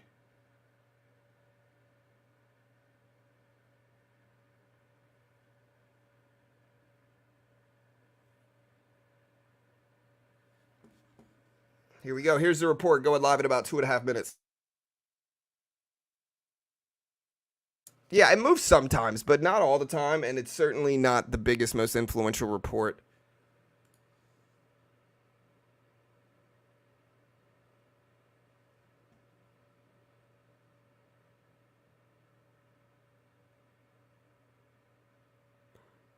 All right, guys. Market sideways. Now we're testing the bottom of the range. We have been for a minute here. You can kind of see it leveled out here. Nvidia is choppy too. And so, yeah, we'll see what happens. It's Friday, though, chat, so we don't really have much going on.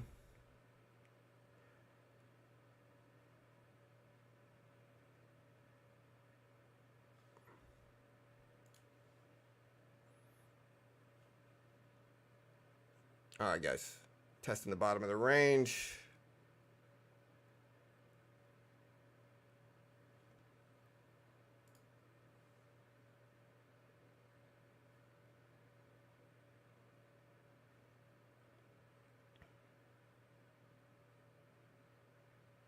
You guys ready?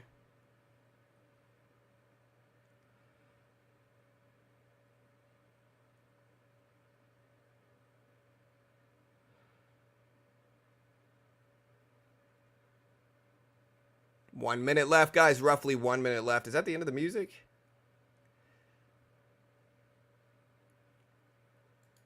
All right. Before, again, we're going to cover this release, and then before we end the stream, Fed Waller is speaking right now. Before we end the stream, let me know what you guys think the market's going to do next week. We got GDP data, PCE data. Memorial Day is a holiday, so the markets are closed except for futures to a certain extent, but even they're closed most of the day. All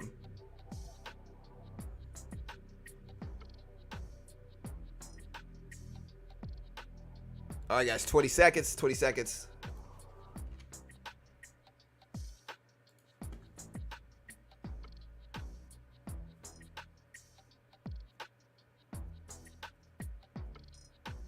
All right, here we go. 10 seconds. Market's basically flat leading into this report. Expectations for durable goods or for consumer sentiment data is in the mid to high 60s. Consumer sentiment expected at 67.4.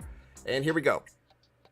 We are out now. They all came in higher than expected. Inflation expectations came in lower than expected. This is probably good news. It's going to cause the market to go up a little bit.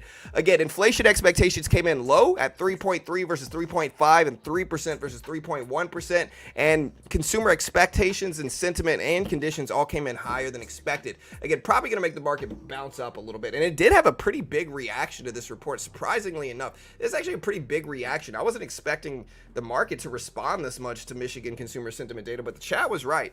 And so maybe we'll cover this a little bit more. Look at this big run. Yeah, again, I would expect the market to run like this based off of the data. The data came in lower inflation expectations and higher current condition expectations, sentiment, and all that stuff. So interesting. What the chat said, checked out. Good job, chat. Good job, chat. Market's breaking highs. Look at this move. Wow. And again, hit the subscribe button if you haven't already. Hit the notification bell. I appreciate the love. Thanks so much. I'll see you guys later. Y'all be good. I'm gonna bow out for the day, chat. Nvidia pump it up a little bit. You can see the SPY pump it up a little bit. I'm gonna get out of here. Y'all be good. I love you all. Y'all have a great day. It's Memorial Day weekend, guys. So I don't know if I'm gonna stream Monday. I'll probably be back Tuesday. Again, y'all be good. Love you all. Have a great day. I appreciate the love. Thanks so much. Top 3 worst trader of all time. Signing out. Have a great day.